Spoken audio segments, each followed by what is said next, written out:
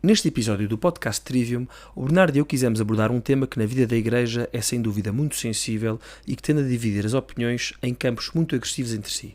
Refiro-me a toda a polémica em torno da missa antiga, ou seja, a missa católica romana como era celebrada antes da reforma litúrgica de 1970.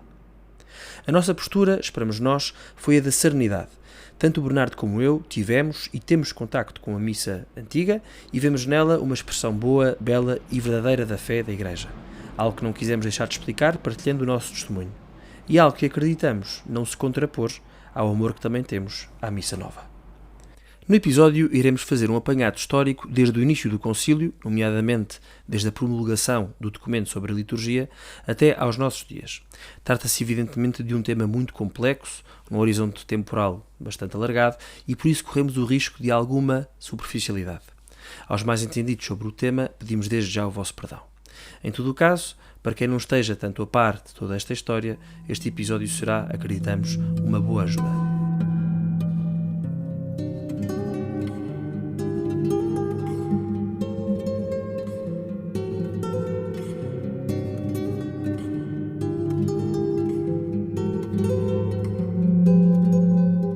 Olá a todos e muito bem-vindos a mais um episódio do podcast Trivium, onde dois jovens falam sobre a sua procura por aquilo que é bom, belo e verdadeiro. O meu nome é Bernardo e comigo está, como habitualmente, o Vasco. E antes de avançarmos para o episódio em si, que será um episódio que poderá trazer polémica, não é o nosso objetivo de todo, mas queríamos fazer-vos um pedido muito importante, que é, por favor, ponham um like neste vídeo, partilham, subscrevam o nosso YouTube, as nossas páginas de Facebook, de Instagram e considerem se não querem tornar-se apoiantes do podcast através de um plano de assinaturas na plataforma Patreon. É Patreon, não é, Vasco? Não me estou a enganar. Da plataforma Patreon, que é uma plataforma que permite que façam quase como um débito direto. Põem lá, se quiserem transferir só uma vez, transferem só uma vez. Se quiserem pôr um apoio mensal, por exemplo, ou anual para o podcast Trivium, podem pôr. Nós temos uma série de custos, enfim, somos pais de família, pobres, e portanto, se quiserem ajudar-nos aqui com os custos que o podcast tem, nomeadamente os custos com a publicidade, a plataforma para gravarmos os episódios, o material de gravação, etc, etc, etc. Também não quero estar a aborrecer-vos muito. Se querem ver as nossas caras, pronto, isto aqui se calhar é um mau argumento, mas se querem ver as nossas caras, precisamos de câmaras e as câmaras são caras e as coisas caras precisam ser As pagas boas em câmaras. numerário. As boas câmaras, Mas as só, boas ó câmaras. Bernardo, só dizer uma Mas acho coisa, que nem com essa nos chafamos, Vasco. mas a contribuição mensal do Patreon podem ser 50 cêntimos, isso já é uma excelente ajuda. Portanto, também, porque às vezes as pessoas pensam, ei, estamos a pedir grandes quantidades. Não, coisas pequeninas, 50 cêntimos, 1 euro por mês para apoiar este podcast que acreditamos que gostem muito. Portanto, É é uma mais do que ideia. suficiente. É mais do que suficiente. Exatamente. Se forem muitos, lá está. É mais do que suficiente.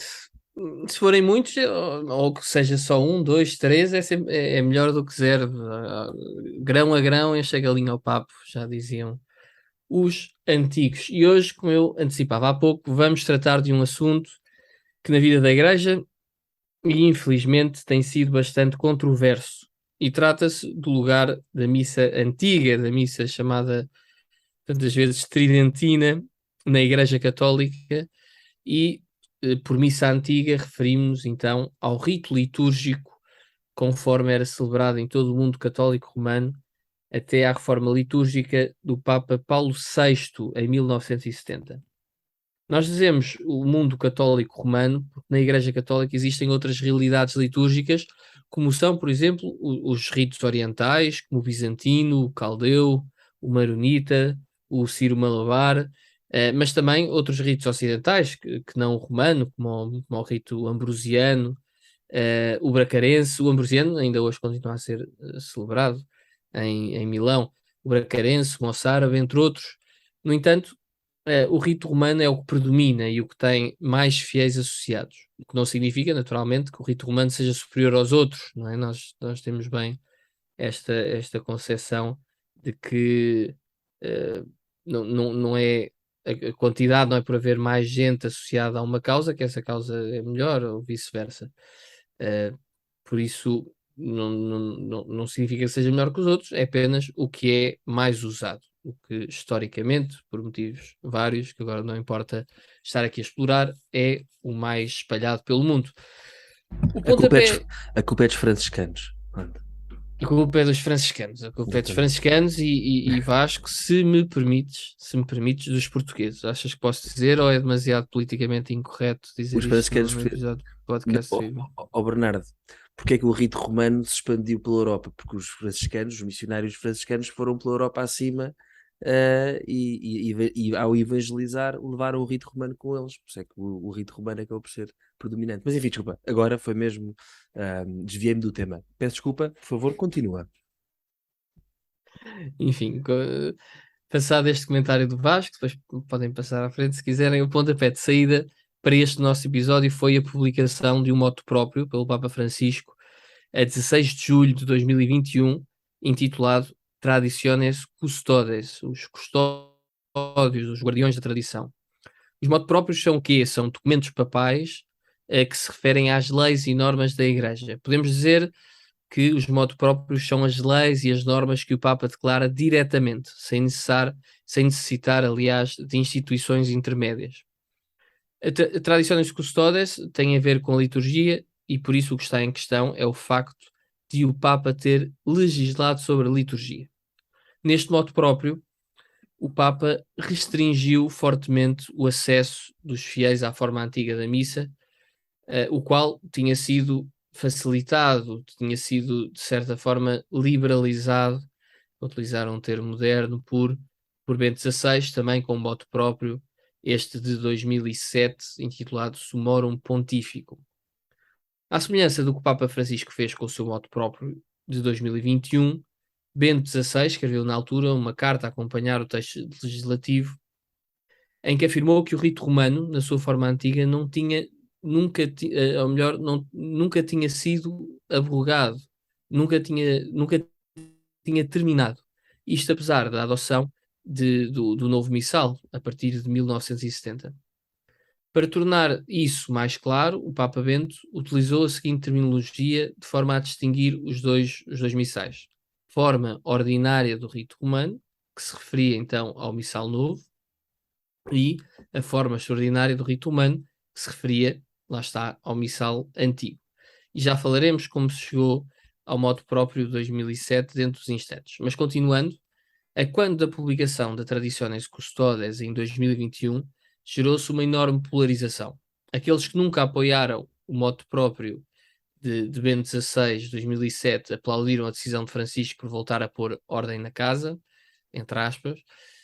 Outros, seja porque vivem a sua fé intimamente ligados ao missal antigo, seja porque veem na coexistência de ambas as formas um elemento positivo, uma riqueza para a vida da Igreja, criticaram a decisão, ou pelo menos sentiram-se afetados. Para terminar aqui este contexto inicial, é importante dizer que no passado dia 29 de junho de 2022, o ano em que estamos a gravar, o Papa Francisco publicou uma carta apostólica intitulada Desiderio Desideravi. Neste caso, um documento que não tem peso legislativo. Nessa carta, em que o Papa propõe algumas reflexões sobre a formação litúrgica do povo de Deus, voltou também a reforçar a ideia de que o missal antigo não faz parte do caminho que a Igreja deve percorrer no futuro e exprime o desejo de que terminem as chamadas guerras litúrgicas, Vasco. Exatamente. E pronto, como os ouvintes poderão perceber pelo título deste episódio, tanto o Bernardo e eu, como enfim, temos alguma afinidade com a missa antiga e já explicamos as nossas histórias. E por isso encaixamos no grupo de pessoas afetadas pela decisão do Papa Francisco. E é sobre isso que queremos falar, mas antes disso vamos ousar tentar fazer um resumo histórico sobre o tema da liturgia na Igreja ao longo dos séculos. Eu digo, não é um resumo histórico, é assim, um apanhado do que é que significa a liturgia na vida da Igreja e como é que ela foi evoluindo. Obviamente terá de ser algo de muitíssimo alto nível. Não, um episódio não daria por falar nisto em detalhe, e depois vamos evidentemente focar-nos no período mais recente, da liturgia, enfim, romana, e sempre, obviamente, na esperança de contribuir para que os nossos ouvintes tenham um maior conhecimento em relação a este assunto, que a mim particularmente me fascina, creio que ao Bernardo também, e obviamente nós os dois sendo católicos, isto é algo muito importante para nós. Um, e pronto, e esperemos que também tenham, que ganhem também entusiasmo para estudar um pouco da história da liturgia. Mas de facto, primeiro comecemos com um pouco de história. Um, e como se trata de liturgia, acho que um primeiro aspecto importante que devemos reter é que, sendo a Eucaristia a fonte e o cume da vida da Igreja, é natural e é razoável que ao longo do tempo tenha havido cuidado de se legislar sobre a mesma, sobre a liturgia, e ordenar a forma como os ritos são celebrados, não é? Ou seja, não fosse assim uma coisa, ou seja, quando os cristãos se reúnem para enfim, celebrar a missa, ou no caso dos orientais, a divina liturgia, não é? Que não pode ser uma coisa ao acaso. Estes ritos foram ganhando forma, não é? E o Papa, o Papa é, de forma muito específica, é o legislador mor do rito romano, não é? Porque, enfim, o Papa está sediado em Roma, não é? Portanto, em relação ao rito romano, é o Papa que, pronto, que é o legislador mor. Ele tem, de facto, o dever de legislar sobre a liturgia romana. Pronto, peço desculpa aqui estas repetições mais ou menos óbvias, estes pleonasmos, mas é preciso perceber que o Papa é quem legisla sobre o rito romano. E Oh, as Vasco, leis. desculpa lá, Diz. desculpa, se calhar uma pergunta que não sabes responder, mas que surgiu enquanto estavas a explicar isso. O Papa é o liturgo mor, o liturgo supremo, independentemente do rito sobre o qual está a legislar. Ele legisla sobre qualquer um dos ritos, romano ou não romano, certo?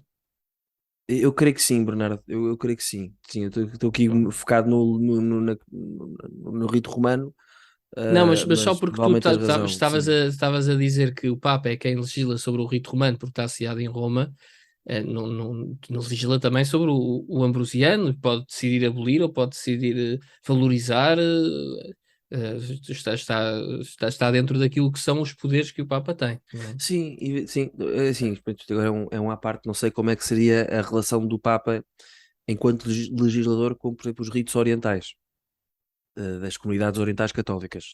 Não sei se o Sim, mas Papa. Não sei. tendo Não, não, autoridade sobre essas.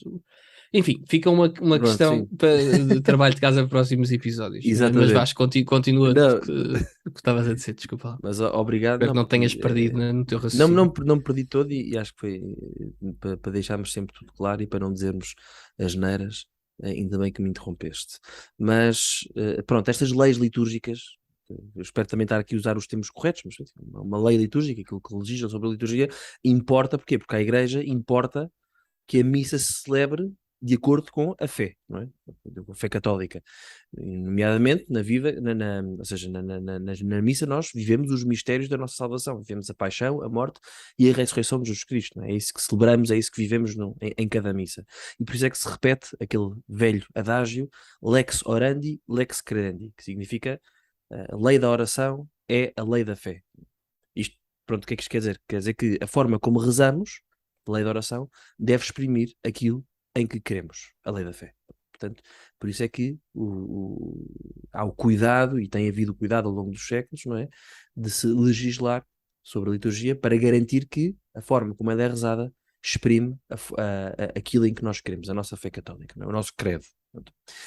Pronto, no rito romano, e agora por acaso, olha, vou falar de São Gregório Magno e agora que me lembro no estudo que fiz também para preparar isto, pronto, de facto o Papa São Gregório Magno legislou, bem, é um Papa do século VI, espero não estar a dizer asneiras, mas legislou sobre a Divina Liturgia, portanto, ritos orientais, portanto, aquilo que estavas a dizer é certamente verdade. O Papa é o liturgo-mor da Igreja Católica, pronto.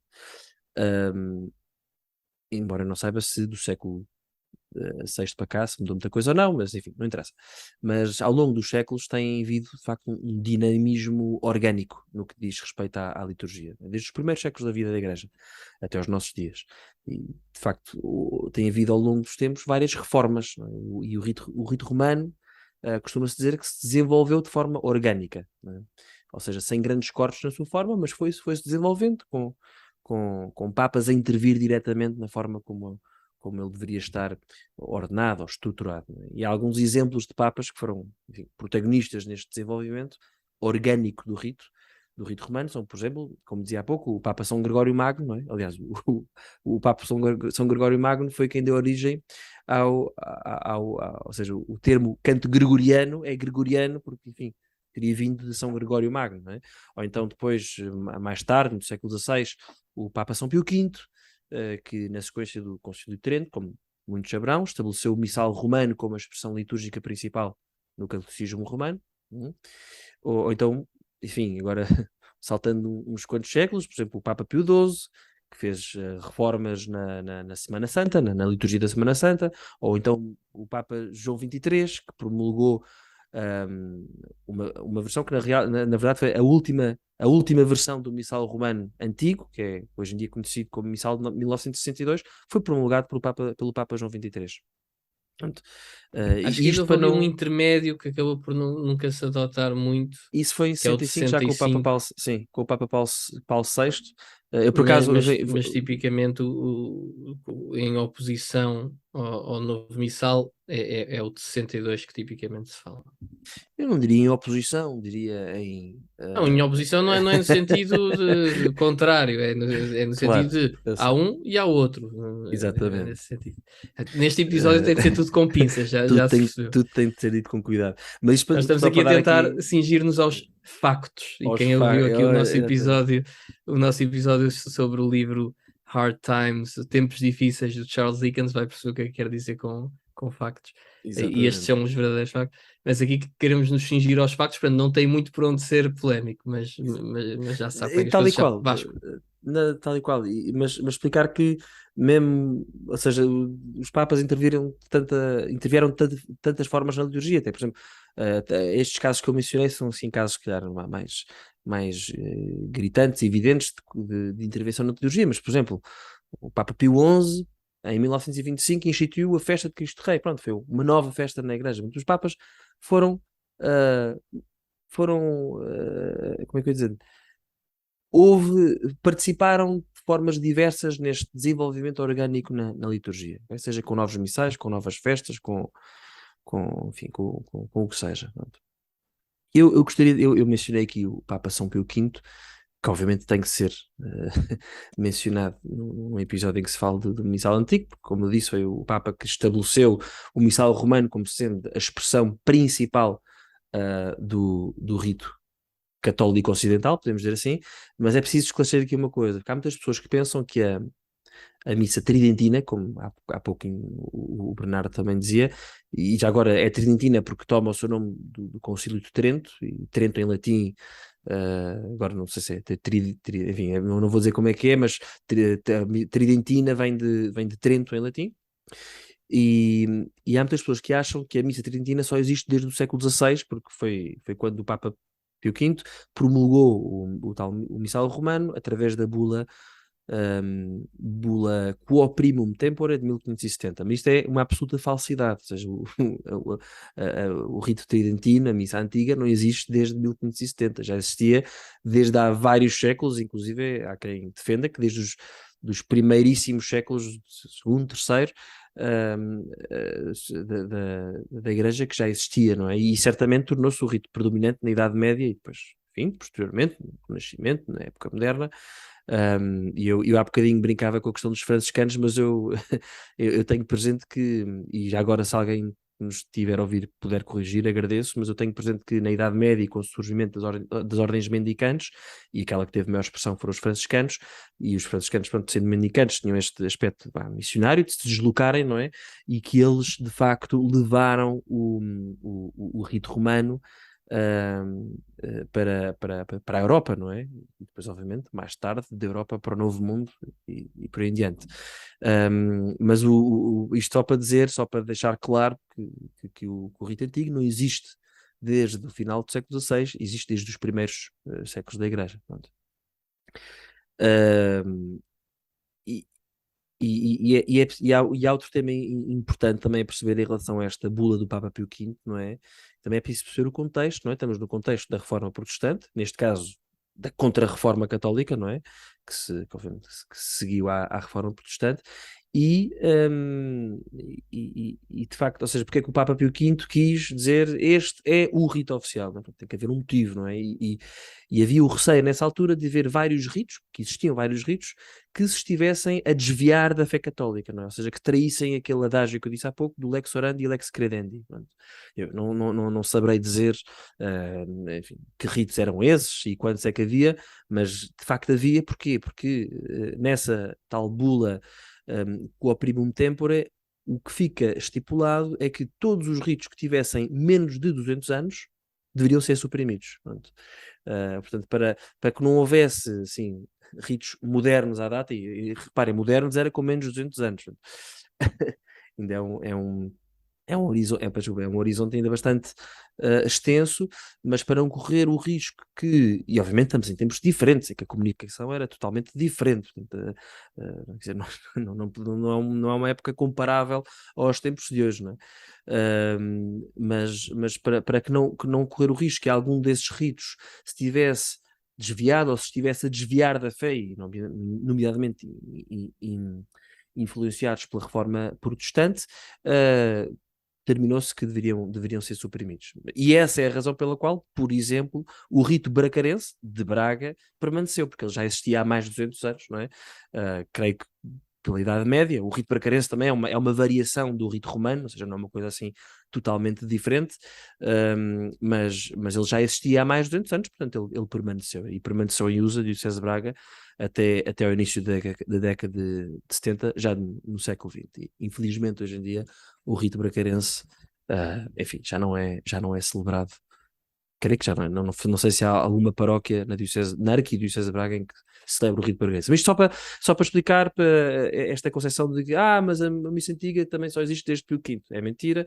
E depois também explicar porque é que o Papa Pio V quis que aquele missal que ele promulgava, mas que já existia antes, não é? Que aquele missal fosse a expressão principal da fé católica dos ocidentais. Portanto, Mas eu acho que estás a ver, mais uma vez, a acontecer aquilo que eu estava a dizer no início do episódio. O Papa chegou e decidiu: olha, este rito é bom, este é bom, este é bom, este aqui não é bom, não é bom, não é bom. Pronto, o critério tinha a ver com a idade, era um critério objetivo, mas o Papa tinha esse poder, certo? claro, claro, claro que tinha. Tinha, tem e terá. Isso nunca não pomos isso em questão, não é? Aliás, pronto, Não estamos a pôr em questão, eh, estamos a informar. Estamos tal a e qual, tal e informar. qual, tal e qual. Às vezes pode haver também essa dúvida, não é? De parte a parte, às vezes há dúvidas em sentidos contrários. Exatamente. Mas isto foi essencialmente para explicar e para que todos compreendamos aquilo que acabas de dizer, é que ao Papa compete legislar e pronto. E agora vamos andar um bocadinho para a frente no tempo, e obviamente vamos fazer isto tudo muito rápido, apesar de ser certamente um episódio comprido, mas entre o final do século XIX e na primeira metade do século XX, portanto já enfim, muito recentemente, encontramos num período que foi particularmente fecundo em termos litúrgicos, não é? E é quando surge inclusivamente aquilo que se chamou o movimento litúrgico.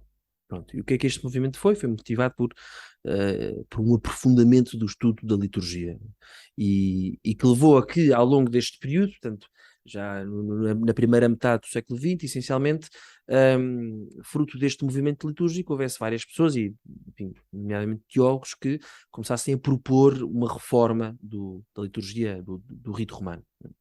Aqui alguns nomes mais conhecidos enfim, de pessoas que estão que são, enfim, que são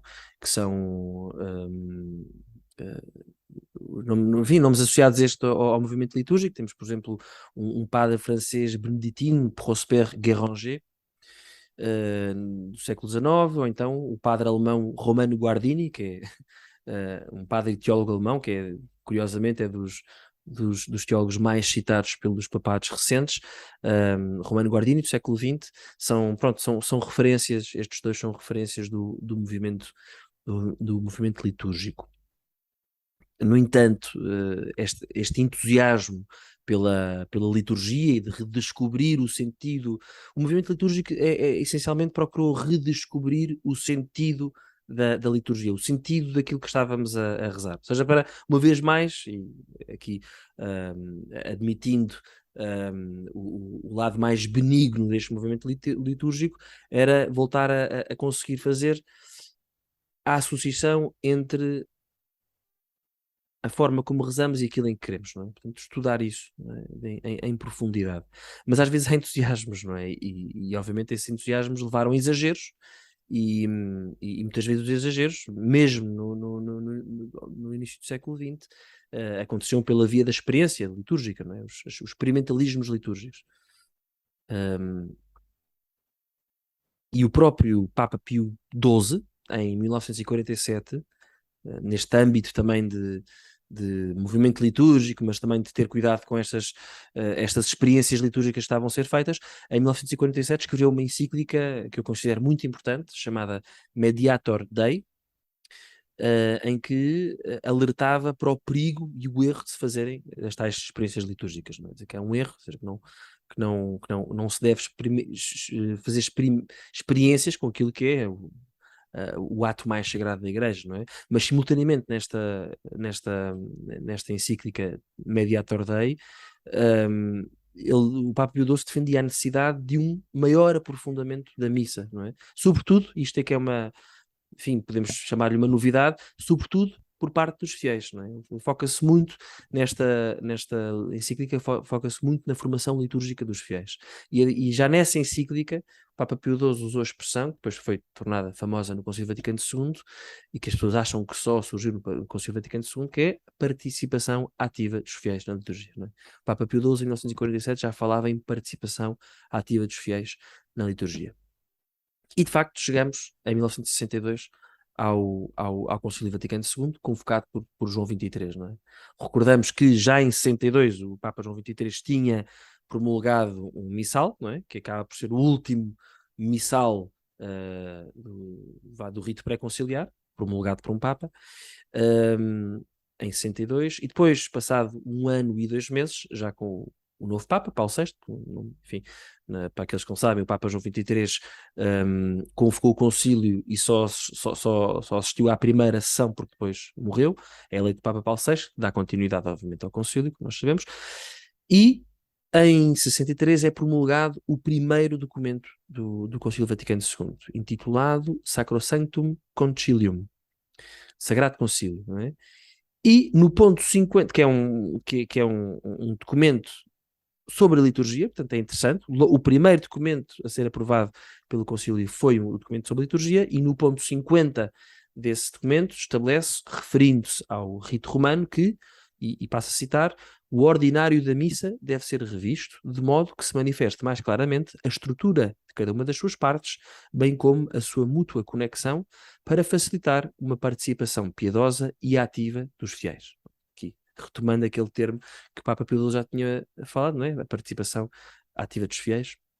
E aqui só para explicar o que é alguém que nos esteja a ouvir e que não sabe o que é o ordinário da missa, para quem não souber, o ordinário da missa Não é uma é. pessoa que está lá ao fundo a dizer palavrões, não é Exatamente, esse o não ordinário da é. missa. O ordinário da missa não é esse. O ordinário da missa é a estrutura base do missal. Portanto, é a forma como o missal está estruturado, não é? Nós, hoje em dia, no missal novo, portanto, temos os ritos iniciais, temos a liturgia da palavra, a liturgia eucarística e os ritos finais. Pronto. Isso seria o ordinário da missa nova. Portanto, o que o Concílio Vaticano II pede é que se reveja o ordinário daquele rito que era o rito da missa antiga, não é? Do rito pré-conciliar. Este documento, Sacrosanctum Concilium, enfim, importa referir que é um dos 4 documentos do Concílio Vaticano II, peço desculpa, um dos 4 documentos principais do Concílio Vaticano II, e também temos de ter noção que foi aprovado enfim, quase por unanimidade. Em 2.151 bispos que votaram, 2.147 votaram a favor, o que significa que teve uma taxa de aprovação de 99,8%. Portanto, ou seja, é inegável que os bispos enfim, desejam, os bichos do mundo inteiro. No Concílio Vaticano II estão lá os bichos do mundo inteiro. E é inegável que os bichos do mundo inteiro querem, de facto, desejam uma reforma litúrgica. Portanto, isto, concordo ou não, pronto, é inegável. Eles queriam uma reforma da liturgia. No entanto, e contrariamente ao que muitas pessoas acham, o rito romano atual, não é? O missal novo, se podemos chamar assim, não surge diretamente deste texto, nem de nenhum outro documento conciliar. As pessoas acham, pronto, esta nova missa é a missa que veio do concílio. Isto não é, enfim, tem um bocadinho de verdade, mas não é verdade. O concílio, a única coisa que diz é, bem, diz outras coisas, né, muito interessantes até. Este eu acho que é um belíssimo documento, este da Sacro Sanctum Concilium, e que, enfim, para qualquer pessoa que se interesse sobre este tema, diria que é de leitura obrigatória. Mas não estipula, ou seja, não é daqui que veio o novo missal. A única coisa que diz é o ordinário deve ser revisto. Pronto. O ordinário da missa deve ser revisto. Mas não é daqui que vem o novo missal. Pronto. O que se passou foi que depois da promulgação deste documento, o Papa Paulo VI estabeleceu uma comissão a quem incumbiu de estudar e propor a reforma da liturgia. Só a história desta comissão, que eu não conheço em detalhe, mas sei que só a história desta comissão daria um episódio sozinho, porque pronto, as pessoas estavam à frente e diversas peripécias, enfim, pronto. Mas quero dizer que é propositado, é propositado, não queremos neste episódio envergarmos por aí, porque uh, é interessante. Primeiro eu teria de estudar, e tudo Bernardo creio que também, mas é essencialmente polémico e não é aquilo que nós estamos interessados neste episódio. Portanto, a única coisa a reter aqui é que o Papa Paulo VI estabeleceu uma comissão que deveria estudar e propor a reforma da liturgia. Pronto. E só em 1969, passados 3 anos e 4 meses do tal documento Sacro Sanctum Concilium, é que foi promulgado o novo missal. Pronto, se bem que dizias há pouco, de facto, em 65 há um missal intermédio, mas que teve pouca duração e pronto, e acabou por ser mais experimental, não no sentido das experiências litúrgicas que falava há pouco, mas no sentido de perceber qual é que poderia ser o caminho para uma reforma litúrgica na igreja. Mas pronto, durou muito pouco tempo, portanto, 65 a 1970, porque apesar do missal ter sido promulgado em 69, só em 70 é que ele é efetivamente publicado, e é desde essa altura, portanto, desde há 52 anos, que a liturgia romana assumiu o seu aspecto atual. De facto, nesta reforma litúrgica acontece algo diferente das anteriores reformas que eu mencionei há bocadinho.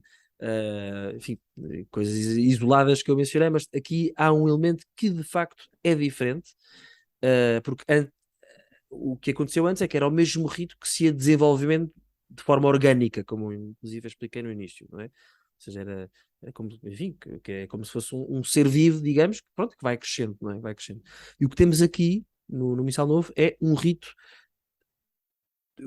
totalmente novo. Não é verdade que seja totalmente novo, porque naquilo que é a sua estrutura de base continua a ter uma clara separação entre aquilo que é a liturgia da palavra e a liturgia eucarística, mas enquanto produto, não é? É um produto novo.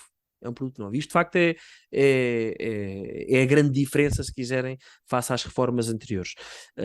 E só Eu para acho, deixar totalmente. Diz. sim, olha, mas nem sei se é rigoroso dizer, eu percebo o que é que estás a querer dizer, mas não sei se é rigoroso dizer que é um rito totalmente novo, não é? O próprio Papa Bento XVI explicou que era o mesmo rito, era uma forma diferente do rito. Tens Pronto, razão, é isto um aqui, missal novo, um missal novo. Tens toda a razão. As palavras importam dizer que é um neste rito episódio. totalmente novo, eu acho que é Exatamente. preciso ter aqui algum cuidado com as Sim, palavras para não serem mal um interpretados. rito novo seria, por exemplo, agora há o rito Lisboeta, pronto, porque houve um tipo com imaginação que achou que devia haver um rito Lisboeta, pronto. Uhum. Mas, Em que as pessoas mas faziam o tens, pino à entrada. por exemplo, isso não é muito Lisboeta, mas quem sabe.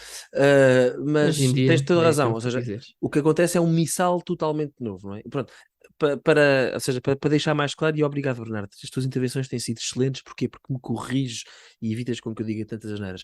Mas enquanto o Missal 62 não é um Missal novo, ou seja, é uma revisão do Missal que já existia, neste caso é um Missal totalmente novo. Pronto, tens toda a razão e é assim que deve ser dito. Hum, aquilo que eu ia dizer com Estás a muito dizer que não vigor, questionas. exatamente, como é natural, nós não questionamos em nada, em absolutamente nada, a validade do missal do Papa Paulo VI, só para deixar claro. São, Primeiro porque ele é o Papa e é o legislador mor e, portanto, como dizíamos há pouco, o Papa legisla e legislará sempre em matéria litúrgica até ao final dos tempos. Portanto, isso para nós enfim, não é assunto sequer. E por causa disso, o Papa Francisco tem toda a razão na tal carta que acompanhou o modo próprio Traditionis Custodes. O Papa Francisco tem toda a razão ao dizer que estão muito mal aqueles que negam a validade da reforma litúrgica. Não é? Isso, de facto, não tenho dúvidas, para mim é uma atitude protestante. Não é? Uma atitude protestante, mascarada de assim, um tradicionalismo muito piedoso, mas é protestante. Ou seja, negar ao Papa aquilo que é uma das suas funções, enfim, diria, provavelmente mais relevantes, que é a de legislar sobre a liturgia, negar isso enfim, acho que é protestante, não é? Claro que isso, só que um aspecto importante, não é? Por exemplo, há coisas na missa que não podem mudar, não podem ser âmbito de qualquer reforma, ou seja, um Papa nunca vai poder dizer, por exemplo, que agora vamos alterar a forma da consagração e o padre vai dizer, tomai todos e comei, isto, se vos apetecer, é o meu corpo. Não é? O Papa não pode alterar isso, né? E isto é o meu corpo. Foi entregue por vós, não é? Portanto, que será entregue por vós, peço desculpa. Isto um Papa nunca pode mudar, não é? Nem pode dizer, bem, agora no Pai Nosso, vamos dizer, Pai Nosso que estás no céu e que também estás na terra. Assim, não, o Papa também não pode alterar, obviamente, aquilo que é a oração dominical, não é? O Pai Nosso. Portanto, há coisas que ninguém pode alterar. Aquilo como é que eu ia dizer?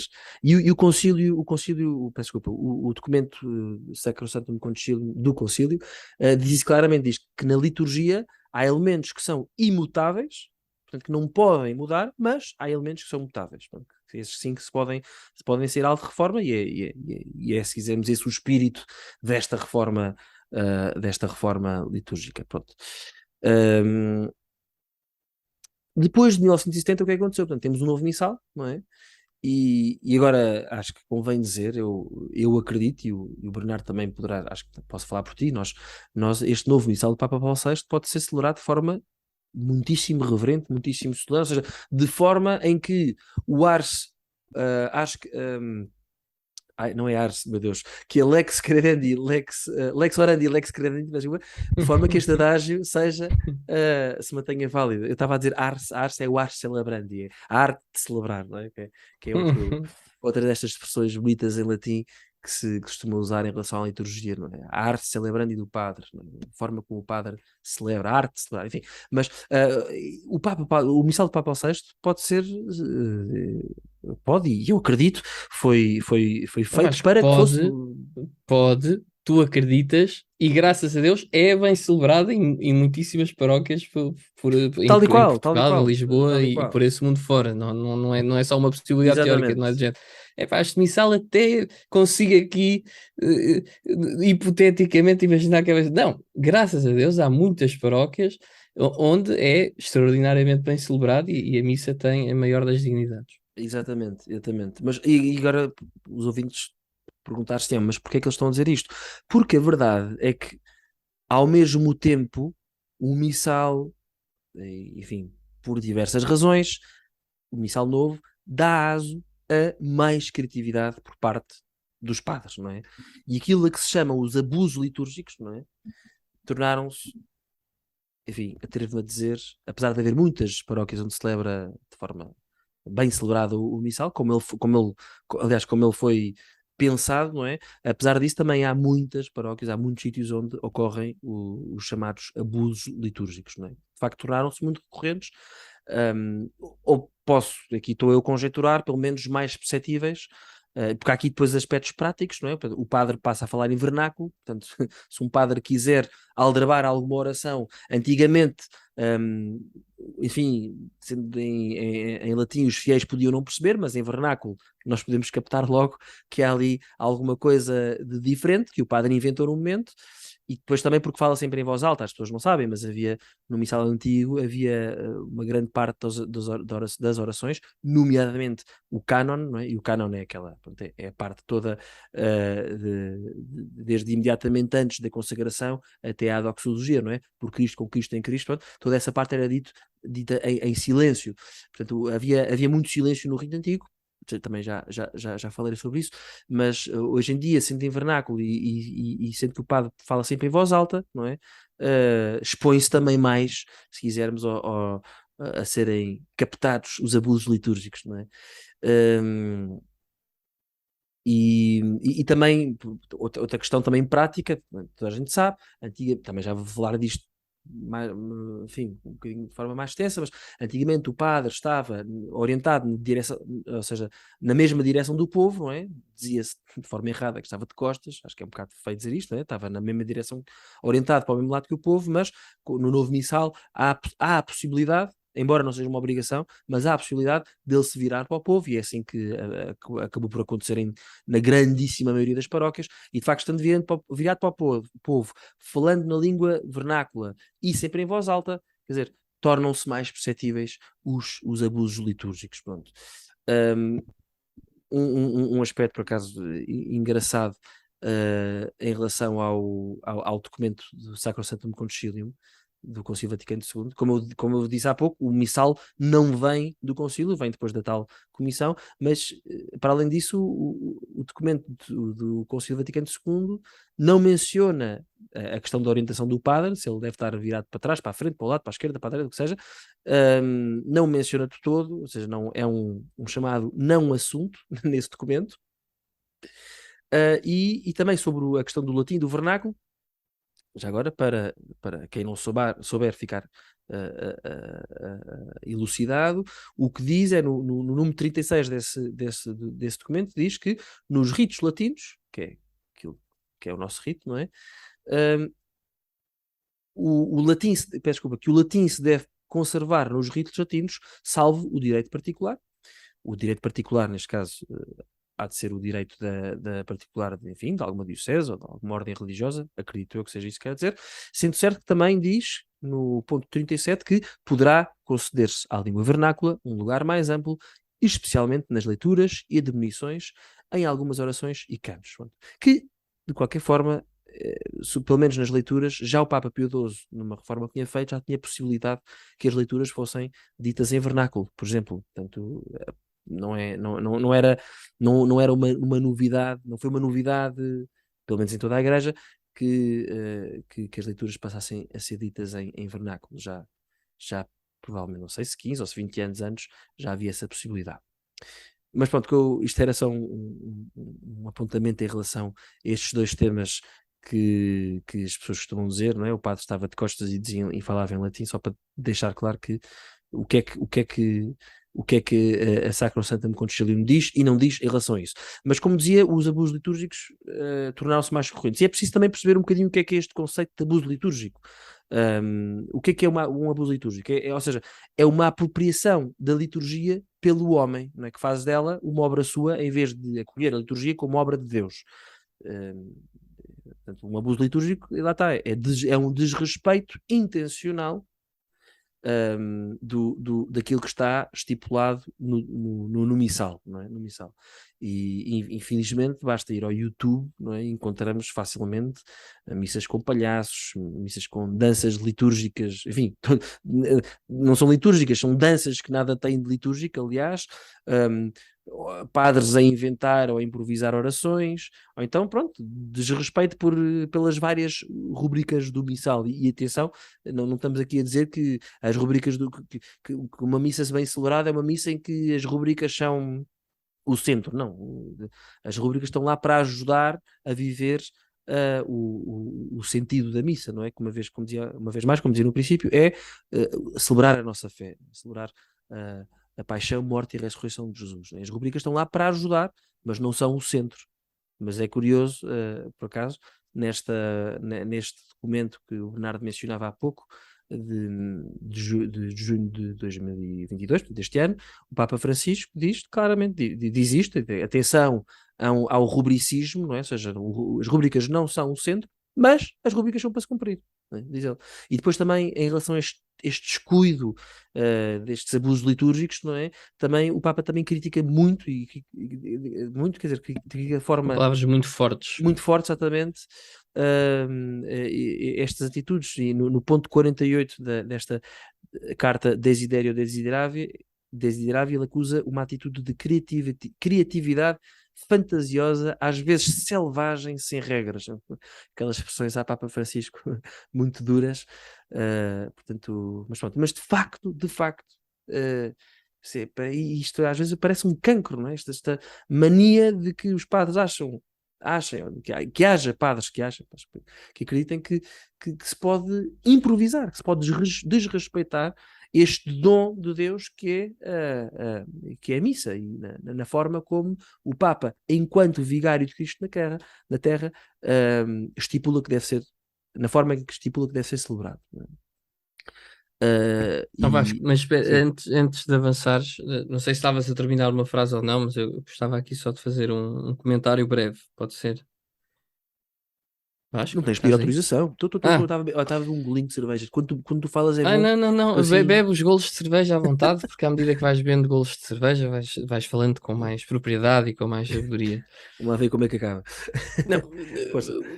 perceber aqui uma coisa que eu acho que é importante, até para evitar equívocos e porque, enfim, o Vasco e eu participamos em muitos fóruns diferentes sobre esta matéria da liturgia, que é uma questão que levanta, que levanta atitudes muito apaixonadas. Eh, Muitas vezes esta questão que o Vasco esteve aqui a apresentar, o facto, que é um facto objetivo, não se trata aqui não, de um julgamento de valor, mas é o facto objetivo de que o novo missal dá mais abertura a que se façam. Dá mais liberdade para se improvisar, por assim dizer. Dá mais opções que se podem escolher no decorrer da liturgia. Mas o facto disto ser verdade não é, eh, não é um bom argumento do ponto de vista filosófico, eu acho, contra a missa nova. Primeiro porque já explicámos, a missa nova é válida, goste ou não se goste, esperneie-se ou não se esperneie-se. Pronto. Mas mesmo do ponto de vista filosófico, não é um argumento muito forte, é um que é muito utilizado, que é, com a missa nova veio eh, a balda litúrgica total, etc. Primeiro, como o Vasco estava a explicar, não é claro que tenha vindo com a missa nova. No máximo pode-se dizer que tornou-se mais visível, mais perceptível, isso sem dúvida. Até porque todos nós conhecemos histórias, nós, ou quem se dedique pelo menos a estudar seriamente estas questões, conhece histórias de abusos litúrgicos que já haviam na altura, não é? E se por um lado aqui são mais visíveis, por outro lado, nessa altura eram menos visíveis e, portanto, podiam ser feitos sem ninguém notar, que também não é necessariamente uma coisa boa. Isto era um ponto que eu gostava aqui de sublinhar. Outro ponto que eu gostava de sublinhar e que está relacionado com isto é esta questão de que de vez em quando há pessoas que eventualmente, não por maldade, mas se calhar por má formação, ou por falta de conhecimento sobre este tema, hum, ouvem uma missa em latim, ou um cântico em latim, ou um padre que esteja a celebrar Ad Orientem, o próprio Papa Francisco, por exemplo, muitas vezes já celebrou, ouvir um padre, começam logo a achar que é algo contra o concílio, que é um perigoso conservador, tradicionalista, retrógrado. Eh, Tudo isto está previsto no Missal Novo, não é? O ponto é precisamente este: o Missal Novo dá muitas opções pelas quais pode escolher. Pode celebrar em latim, pode celebrar em vernáculo, pode celebrar ad orientem, pode celebrar versus populum. Quer dizer, nada disto foi abolido. E não só não foi abolido, como o próprio concílio pediu que fosse valorizado. E quem fala da língua, quem fala da orientação, fala também da música litúrgica, que acho que é um tema que é particularmente caro, que é particularmente caro ao Vasco. Depois, eu sei que já vamos falar do silêncio, portanto, eu depois queria aqui também dizer uma coisa sobre o silêncio, mas dizer aqui um último ponto que é outra questão que é importante ter presente é o contexto cultural e histórico em que surge a reforma litúrgica, Vasco. Não sei se nos queres falar um pouco sobre isso. Sim, obrigadíssimo, Bernardo. Deixa-me só, é que estamos aqui a usar algum jargão litúrgico e eu tenho sempre receio de haver pessoas que nos estão a ouvir e que, por exemplo, não percebam o que é ad orientem e versus populum. Mas tu Versus, já tinhas não disse, não expliquei, explicado. não expliquei. Eu sei que tu tens Não. as minhas notas, mas eu não expliquei. Eu não expliquei. Oh, Desculpa. desculpa, Eu falei da acho que já orientação tinha do padre. explicado. Desculpa, falei sobre a orientação do padre, mas não disse ad orientem. E é só para explicar o que é o ad Ah, orientem. Ad orientem é virado para o Oriente, não é? Porquê? Porque é este simbolismo de no Oriente nasce o Sol é símbolo de Cristo, não é? E esta ideia, pronto, antigamente as igrejas estavam viradas para o Oriente, ou seja, a nave central, se quisermos, estava virada para o Oriente, então todas as pessoas, inclusive o padre, estavam virados, estavam orientados ad orientem, parece um pleonasmo, mas estavam virados para o Oriente, não é? Mas depois, pronto, claro que este simbolismo do Oriente geográfico é sempre importante, mas o verdadeiro Oriente, para todos os efeitos, é Cristo. Portanto, no fundo, do fundo das igrejas estava o altar, e sob o altar, tipicamente, uma cruz, ou um retábulo, como alguma imagem de Cristo, de Nossa Senhora, dos Santos. Portanto, isso é o Oriente para o qual o padre e as pessoas estavam viradas. Não é? Portanto, só para explicar aqui a questão do ad orientem, enfim, e versus populum é mais fácil de perceber, é virado para o povo. Portanto, é a orientação do padre, pronto, em que padre e a Assembleia se olham diferente. Mas só para dar esta nota, só para explicar este jargão litúrgico, mas claro que sim, diz o contexto em que tudo isto acontece, não é? E de facto uma coisa, eu ia dizer, enfim, uma coisa que nasce num período, não nasce torta, mas que nasce num período torto, também pode demorar tempo a endireitar-se, não é? E não só o Papa Francisco agora com esta Desiderio Desideravi, mas Papa João Paulo II, Papa Bento XVI, escreveram muito em relação à liturgia, em relação à liturgia e o cuidado que se deve ter, porque de facto há essa necessidade. E isto porquê? Porque temos que voltar àquilo que é o contexto dos anos 70. Estamos depois do maio de 68, estamos depois é proibido proibir, não é?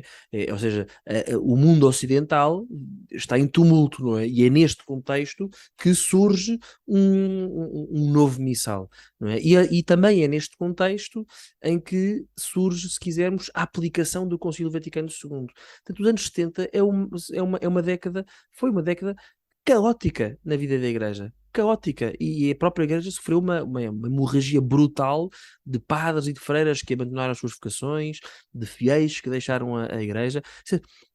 Na altura, no Seminário de Lisboa, havia dezenas e ficaram, não sei, dezenas de seminaristas, e não sei se não não, havia ficaram. centenas e ficaram se calhar uma dezena. Sim, Havia cento e tal, ficaram se calhar exatamente. 10. Havia Foi mais de uma centena e mais isso. ficaram 10 ou 12. Tu e eu lemos o livro do Padre João Seabra, e ele fala sobre isto, de facto. Ou seja, isto pronto, só para vermos a realidade de Lisboa, para além de muitos padres que abandonaram a sua vocação. E depois há aqui sempre dois extremos, não é? Há aqueles que, enfim, na onda liberal. hum, na onda liberal, olharam para o concílio e disseram este concílio não foi tão longe quanto nós queríamos, e depois e por isso vou romper com a igreja, e há aqueles que depois olharam para o concílio e disseram este concílio foi uma traição à tradição da igreja e também se afastaram de Roma e da igreja, não é?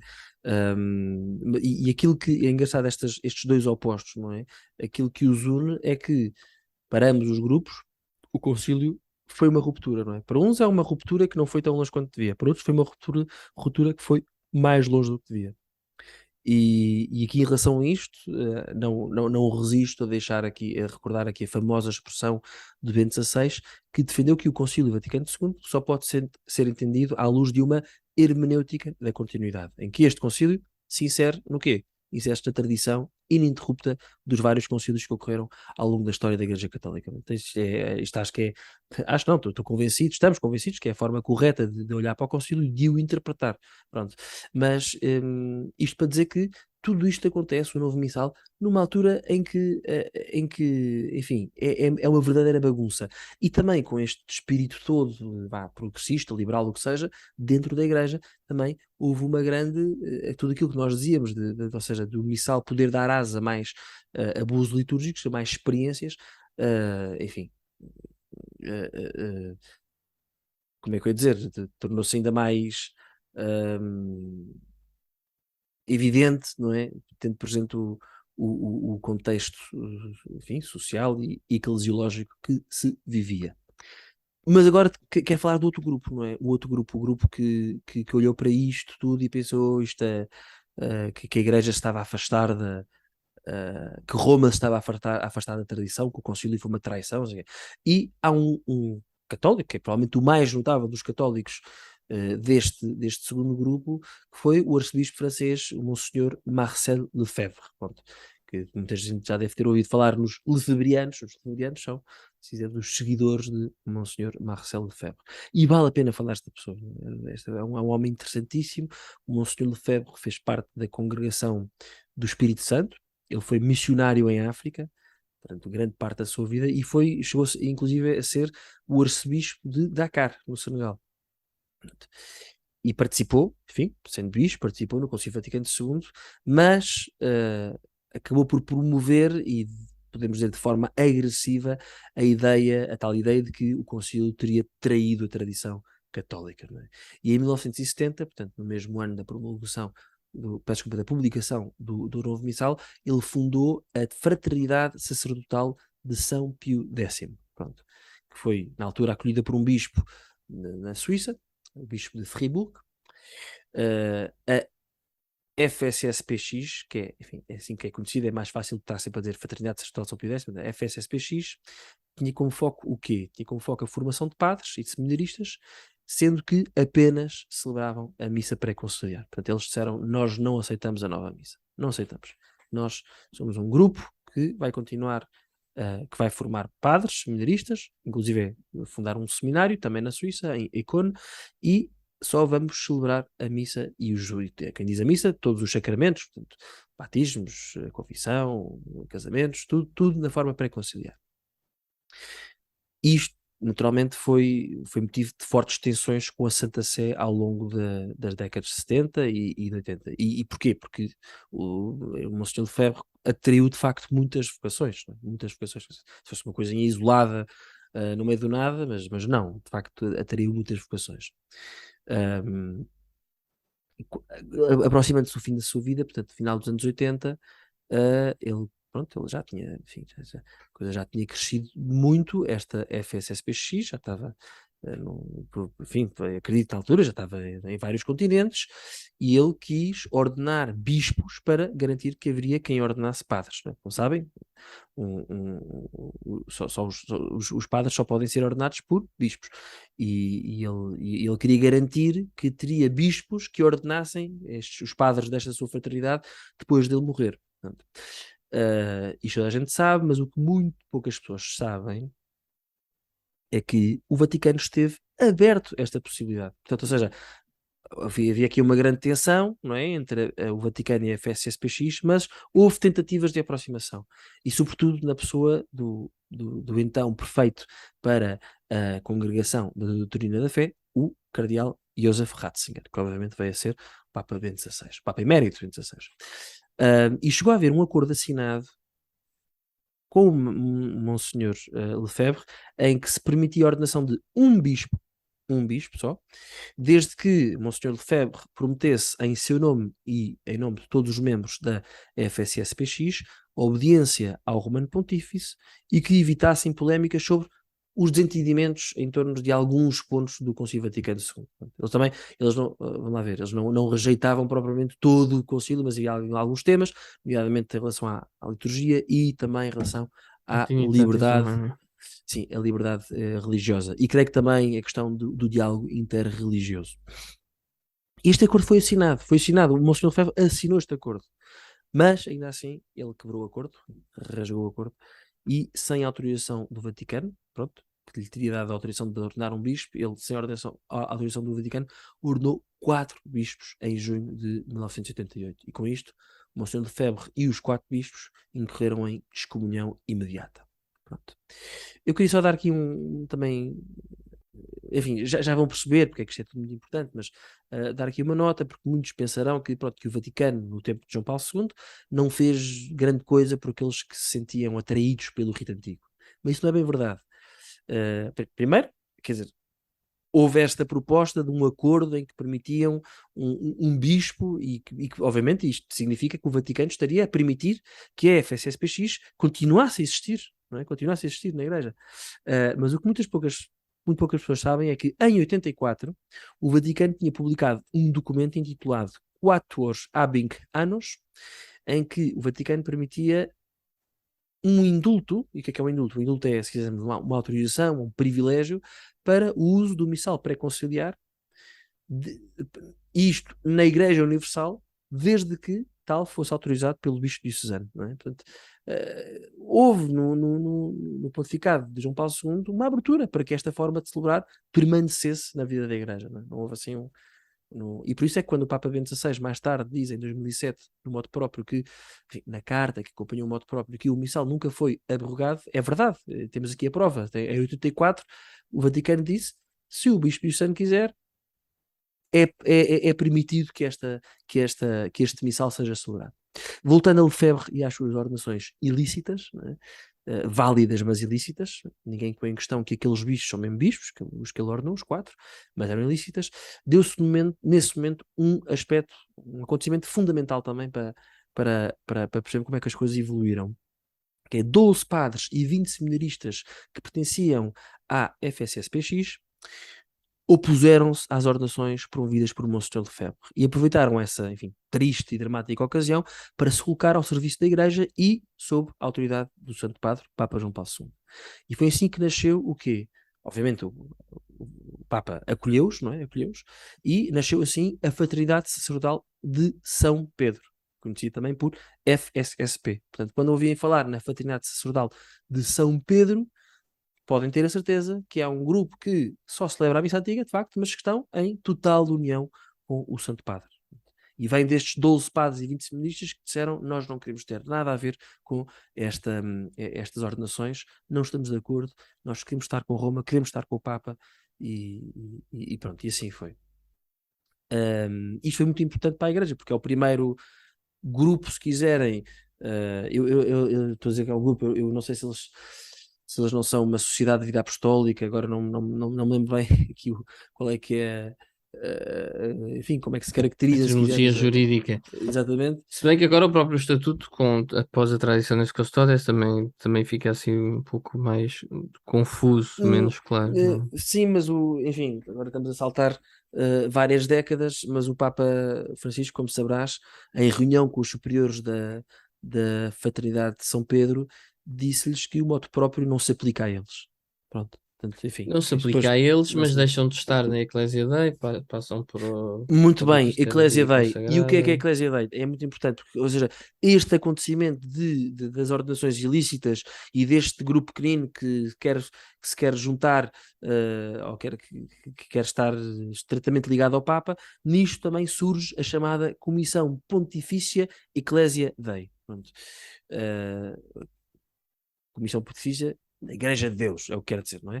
E o objetivo foi, e cito o documento que promulga, que inaugura esta comissão, diz que o seu objetivo é o de colaborar com os bispos, com os dicastérios da Cúria Romana e com os ambientes interessados, a fim de facilitar a plena comunhão eclesial dos sacerdotes, dos seminaristas, das comunidades ou de cada religioso ou religiosa até agora ligados de diversos modos à fraternidade fundada por Monsenhor Lefebvre, que desejem permanecer unidos ao sucessor de Pedro na Igreja Católica, conservando as suas tradições espirituais e litúrgicas de acordo com o protocolo assinado a 5 de maio passado pelo Cardeal Ratzinger e por Monsenhor Lefebvre. Pronto.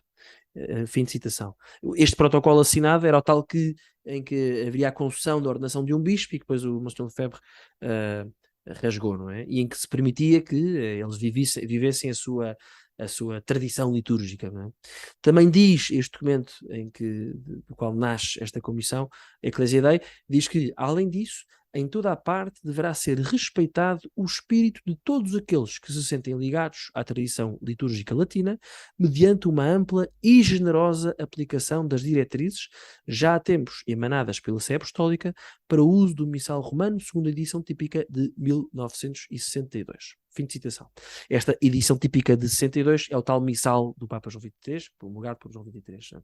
E as diretrizes há tempos emanadas pela Sé Apostólica são as tais daquele documento de 1984 que já mencionei. E reparem bem, uma ampla e generosa aplicação das diretrizes. Isto é a vontade do Papa João Paulo II. Portanto, ou seja, porque é que falámos de Monsenhor Lefebvre? De facto, é esta figura importantíssima na segunda metade do século XX da Igreja e pronto, enfim, acaba desta forma trágica. Ele depois morre, salvo erro, em 91, morre excomungado, obviamente, enfim, como é óbvio, rezamos para que ele esteja no céu e o que seja, mas de facto, indiretamente, ele acabou por ser o responsável por, de alguma forma, uma renovação do interesse pela liturgia antiga na Igreja, não é? Na Igreja Católica. Porque, de facto, e porquê? Por causa primeiro, com esta Pontifícia Comissão Ecclesia Dei, que surge precisamente para acolher todos aqueles que se sentem ligados à tradição litúrgica antiga, e depois, com aquele primeiro grupo da Fraternidade de São Pedro, outros grupos surgiriam, similares a este, cada um com o seu carisma, obviamente, e é o que acontece depois, nos anos 90 em diante e no início do novo milénio. Né?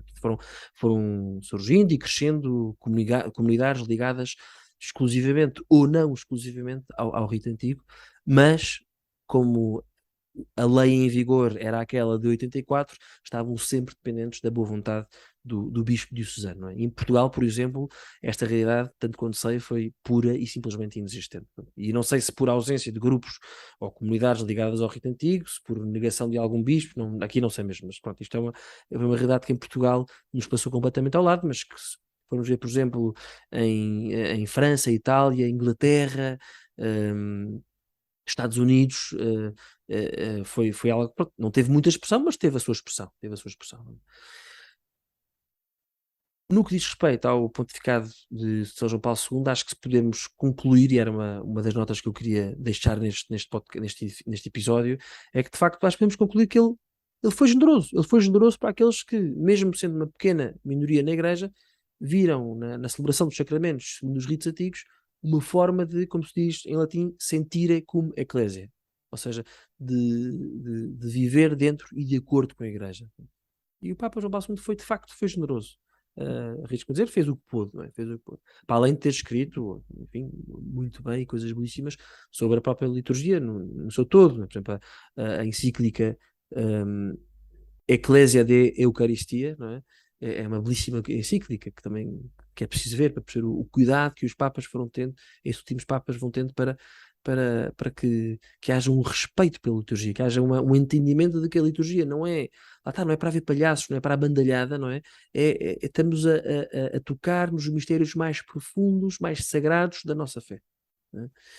E pronto, chegamos a 2007, já com, obviamente, Bento XVI no comando da Igreja Católica.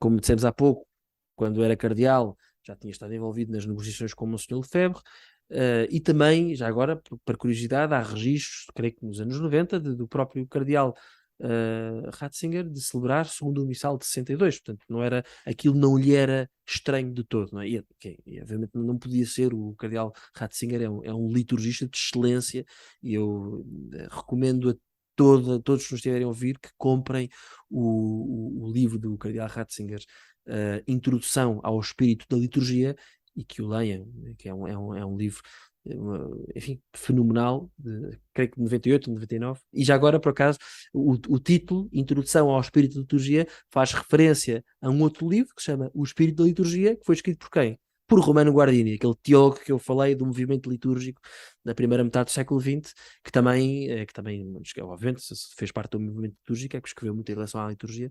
Portanto, os títulos, o título do livro do Cardeal Ratzinger remete para este livro de Romano Guardini. A 7 de julho de 2007 é promulgado o motu próprio Summorum Pontificum, que o Bernardo falou no início do episódio, e agora passo a citar, o que é que permitiu? Permitiu que, nas paróquias onde houver um grupo estável de fiéis aderentes à precedente tradição litúrgica, o pároco acolha de bom grado as suas solicitações de terem a celebração da Santa Missa segundo o rito do missal romano, editado em 1962. Providencie para que o bem destes fiéis se harmonize com o cuidado pastoral ordinário da paróquia, sob a orientação do bispo, como previsto no cânon 392, evitando a discórdia e favorecendo a unidade de toda a Igreja. Fim de citação. Isto para mim isto é lindo, não é? É lindo. Esta vontade de unidade na Igreja que o Papa Bento XVI ia dizer tinha, mas obviamente ainda tem, não é? E este modo próprio, como vemos, permite um uso muitíssimo mais amplo do rito antigo, porque obviamente fala, diz que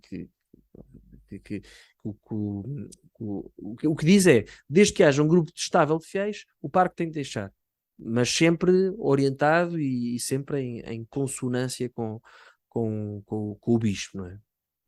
Mas isto fez com que se multiplicassem no mundo as celebrações da missa tridentina, da missa antiga, porque lá está, porque o bispo deixou de ser um impedimento.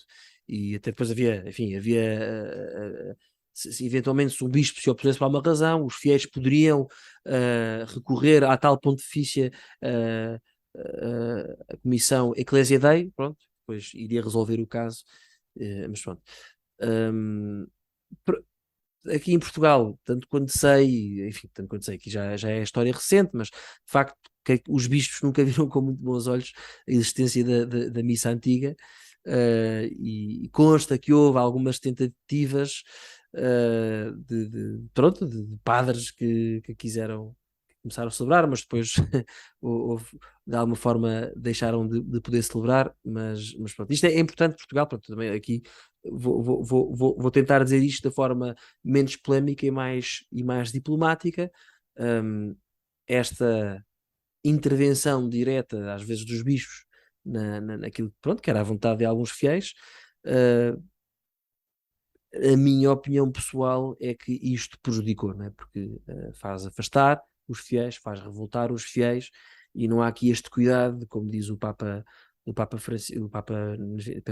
Bento XVI, ou seja, de harmonizar o bem destes fiéis com o cuidado pastoral, não é? Portanto, no fundo, de que estes fiéis também percebam que lá porque tu queres a missa antiga não significa que sejas diferente, que és católico. Pronto. Isto, infelizmente, em Portugal nem sempre terá corrido muito bem, e os efeitos não foram muito bons para todos os efeitos, para os poucos pronto, a quem a missa antiga interessa. Mas enfim, uma coisa que me parece que foi muito interessante desde o modo próprio de Bento XVI, foi a resposta a um desejo que ele, enfim, que expressou, que está expresso na carta que ele enviou aos bispos a acompanhar este modo próprio, e ele dizia que as duas formas do uso do rito romano podem enriquecer-se mutuamente. No missal antigo poderão e deverão ser inseridos novos santos e alguns dos novos prefácios, e na celebração da missa segundo o missal de Paulo VI poder-se-á manifestar de maneira mais intensa do que frequentemente tem acontecido até agora aquela sacralidade que atrai muitos para o uso antigo. Fim de citação. Ou seja, enquanto que aqueles grupos e comunidades que apenas celebravam o rito antigo por ser esse o seu carisma continuaram a existir, ao mesmo tempo em várias paróquias, ou seja, passou a haver a celebração de ambas as formas do rito romano, não é? E isso, pelo menos aquilo que, pronto, em Portugal não foi uma realidade, como já disse, mas naquilo que, que são os testemunhos que vou tendo, pronto, daquilo que leio nos blogs internacionais, é que isso foi altamente benéfico, ou seja, que no horário das missas, né, do domingo, por exemplo, que eu vejo, às 10 é a missa antiga e ao meio-dia é a missa nova, pronto, e que isso trouxe frutos para a paróquia, frutos espirituais, não é?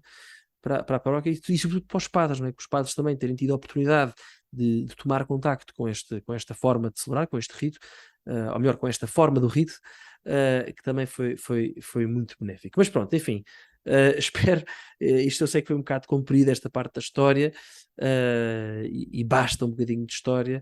Vamos agora avançar e voltar aqui, pronto, enfim, à história recente do motu próprio de Traditionis Custodes, do Papa Francisco. Um, e ele diz neste motu próprio que a liberalidade permitida por João Paulo II e Bento XVI para o uso do missal antigo foi aproveitada para aumentar as distâncias, endurecer as diferenças, construir contraposições que ferem a Igreja e travam o seu caminho, expondo-a ao risco de divisões. E pouco depois fala num uso instrumental do missal romano de 62, cada vez mais caracterizado por uma recusa crescente, não só da reforma litúrgica, mas do Concílio Vaticano II, com a afirmação infundada e insustentável de que tenha traído a tradição e a verdadeira Igreja. Fim de citação. Depois, fim de citação, mas finalmente apresenta como última razão para fundamentar a sua decisão que, e passo a citar, é cada vez mais evidente, nas palavras e atitudes de muitos, a estrita relação entre a escolha de celebrações segundo os livros litúrgicos anteriores ao Concílio Vaticano II e a recusa da Igreja e das suas instituições em nome daquela que eles julgam ser a verdadeira Igreja. Pronto. Pronto, isto é o que diz o Papa Francisco. Não vou dizer, atenção, que não tenha o seu quê de verdade, e hoje em dia, sobretudo no mundo da internet, uh, aqueles que querem gritar fazem-se ouvir, não é? Aqueles que querem dizer mal fazem-se ouvir de forma muito mais fácil. Porventura, aqueles para quem estas coisas que o Papa Francisco não fosse um tema, como se é o meu caso e o do Bernardo, pronto, se calhar vivíamos de forma demasiado tranquila e não exprimíamos, isso mesmo, de que para nós não há qualquer motivo para se gostar para que, gostando-se do rito antigo, que isso remeta para renunciar ao concílio e à reforma litúrgica de 70. Mas pronto, tendo isto presente, e também para concluir aqui o nosso episódio, achámos que pronto, podia ser importante para os nossos ouvintes, que soubesse também, enfim, de forma rápida, aquilo que é a nossa relação com o missal antigo, como é que surgiu na nossa vida, e agora, Bernardo, passo a palavra para dar o teu testemunho. Eu acho que antes de dar o meu testemunho, sublinhar aqui algo que me parece que é central deste episódio. Fomos falando de muitas coisas, falamos de história, falamos de muitos exemplos, olhamos para a questão de vários ângulos diferentes, portanto, eu acho que os nossos ouvintes têm aqui muito por onde, se quiserem, depois pegar, aprofundar e enriquecer a sua reflexão pessoal com estes apontamentos que nós fomos dando.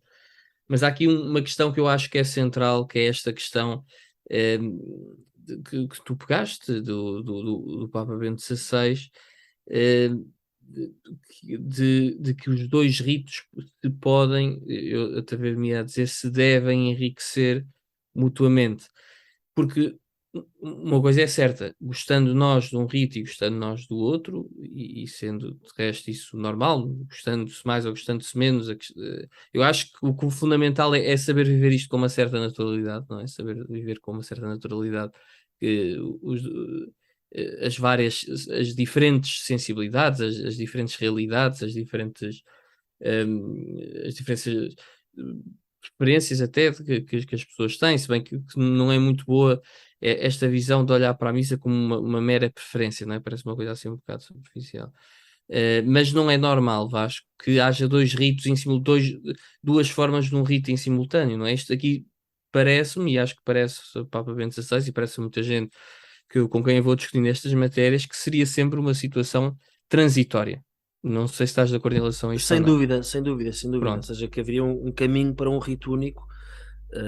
Houve se calhar uma reforma litúrgica que pode, se calhar não tanto na forma, mas depois na sua aplicação, pode ter sido demasiado brusca, não é? Porque muita da aplicação, isto é importante dizer, eu acho que tu já deixaste isso subentendido, mas é importante dizer, eh, muito daquilo que é criticado na Missa Nova, eh, não é tanto resultado da reforma como é resultado do abuso litúrgico do que foste falando. E o abuso litúrgico é tão errado após a reforma como antes da reforma. Mas há um aspecto, Bernardo, deixa-me só dizer uma coisa que é importante, que é, ou seja, o missal novo, Dá muito ou mais seja, espaço. Já tínhamos discutido essa parte.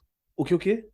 Dá muito mais espaço a Não, não, não, não é improviso, isso, não, não, não não, é? não é isso, não é isso. Ou Isso já seja, tínhamos discutido. sim, sim, não, o missal novo é passível de também de sofrer, no bom sentido da palavra, este desenvolvimento orgânico, ou E seja, é mesmo aí que é ok, precisamente então, isso é força. precisamente essa ideia que eu quero sublinhar. Não, é isso, é dizer que esta ideia eu acho que é central, que não é normal existirem duas formas do mesmo rito. Isto teria de ser sempre algo transitório. Precisamente por aquilo que eu estava a dizer. Houve talvez uma ruptura. Pronto, já disse o que queria explicar. A ruptura não creio que tenha sido tanto devido à reforma, mas mais à aplicação da reforma. Isto aqui parece um pormenor, mas não é. Eh, e é necessário corrigir, e naturalmente será corrigido de uma forma ou de outra. E portanto, havia uma necessidade de um documento do Papa a fazer alguma coisa, porque o problema não estava resolvido. Bento XVI deu um passo, mas o problema não ficou resolvido com Bento XVI, ou seja, a situação é verdade, como tu disseste, que de facto houve uma certa instrumentalização. Agora, o que me parece ser talvez injusto, pelo menos da minha experiência pessoal, obviamente que Papa saberá, terá mais informação que eu, parece-me injusto generalizar, não é? Mas obviamente que depois os documentos legislativos também têm de ser genéricos, num certo sentido, como uma lei, não é? Tem de ser genérica e universal, também não pode estar aqui a dizer, o Carlos, o António e o José estão a viver bem o espírito, o António, o João estou a dizer nomes aleatórios, espero por favor que não estejam aqui a tentar pensar em nomes, mas percebem o que é que quero dizer. Pronto, posto isto, eu acho que isto aqui é a mensagem central. Mais do que as guerrinhas, Vasco, que eu sinceramente não tenho pachorra, mais do que dizer se o Benini era bom, se era mau, se era da maçonaria, se não é. Quer Quem dizer, foi o Boninho, Bernardo? Quem foi o Boninho? Estou a brincar, nunca mais saímos daqui. sim, não interessa. Quer dizer, para quem eu estou a falar, percebe certamente. Isso não interessa nada. Essa postura é uma postura que, tanto de um lado como do outro, está errada por motivos diferentes, não é? Está errado de um lado porque está a negar algo que é um tesouro da Igreja, está errado do outro porque está a ir contra o magistério e a legítima autoridade do Papa. É uma atitude protestante, como tu dizias. Pronto. E por isso eu acho que todos devíamos concordar aqui com esta tal via média, que lá está, é sempre a que leva mais pancada, porque leva pancada de um lado e leva pancada do outro, que é de uma certa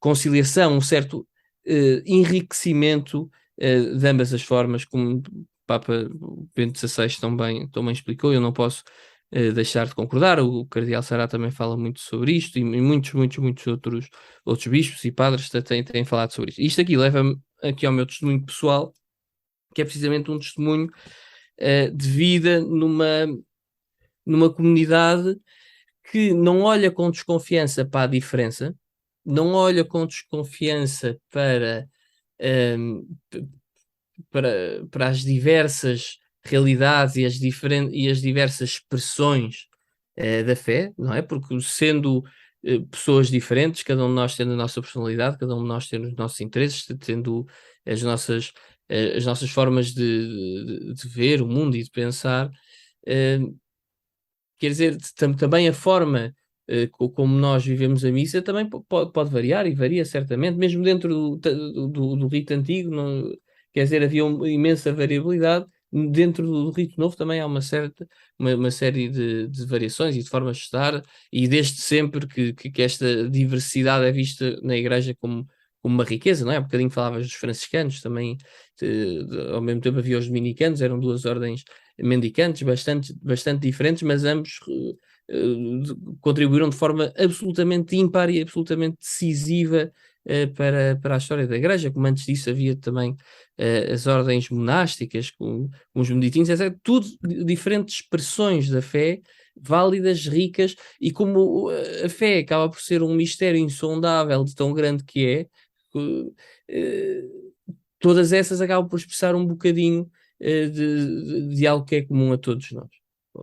E nessa comunidade com a qual eu tive a oportunidade de viver durante algum tempo e de ir à missa e de ajudar na igreja e até colaborei como acólito e como coordenador dos acólitos dessa paróquia.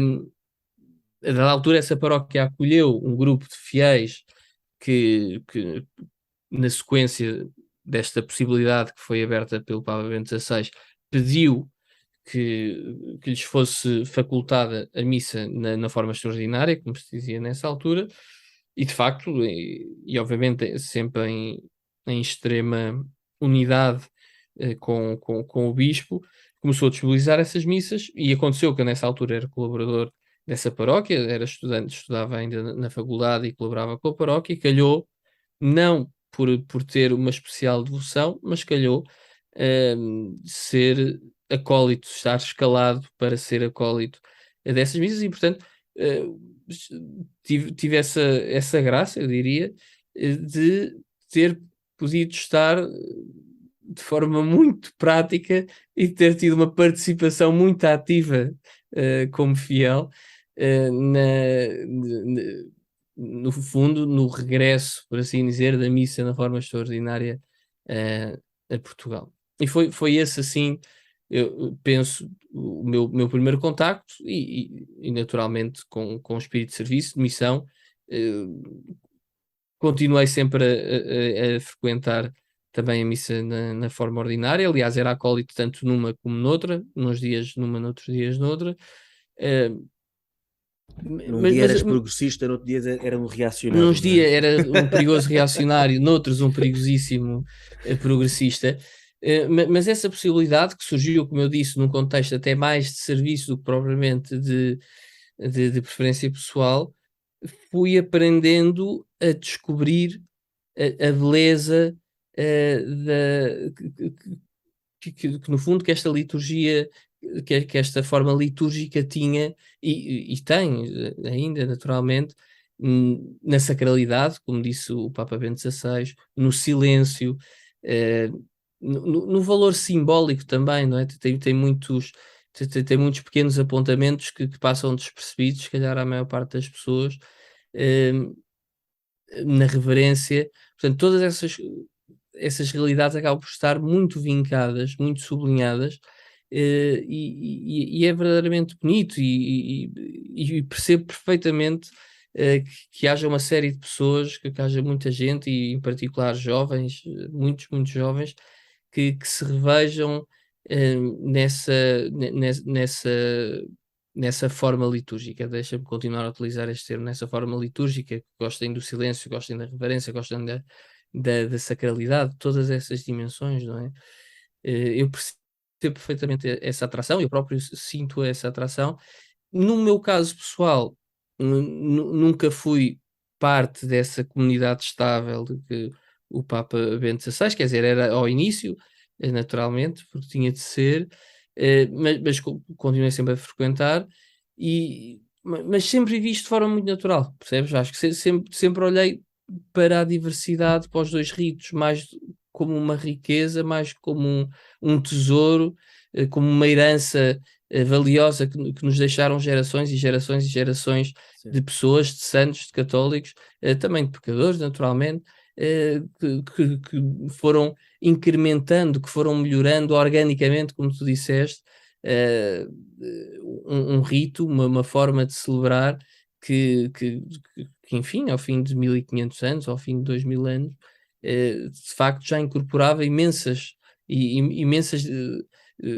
pormenores que eram oriundos de muitas origens diferentes. Era uma verdadeira uma verdadeira forma, eu diria quase ecuménica, se me permites aqui a expressão, e se é que é compreensível o que eu quero dizer com isto. É, é. Olha, pronto, para dar o, Oh Vasco, não diga o meu. interreligiosa, não diga Exatamente. interreligiosa. Ecuménica, ecuménica. Mas olha, eu primeiro fui à missa antiga foi em outubro ou novembro de 2012, numa ida a Roma.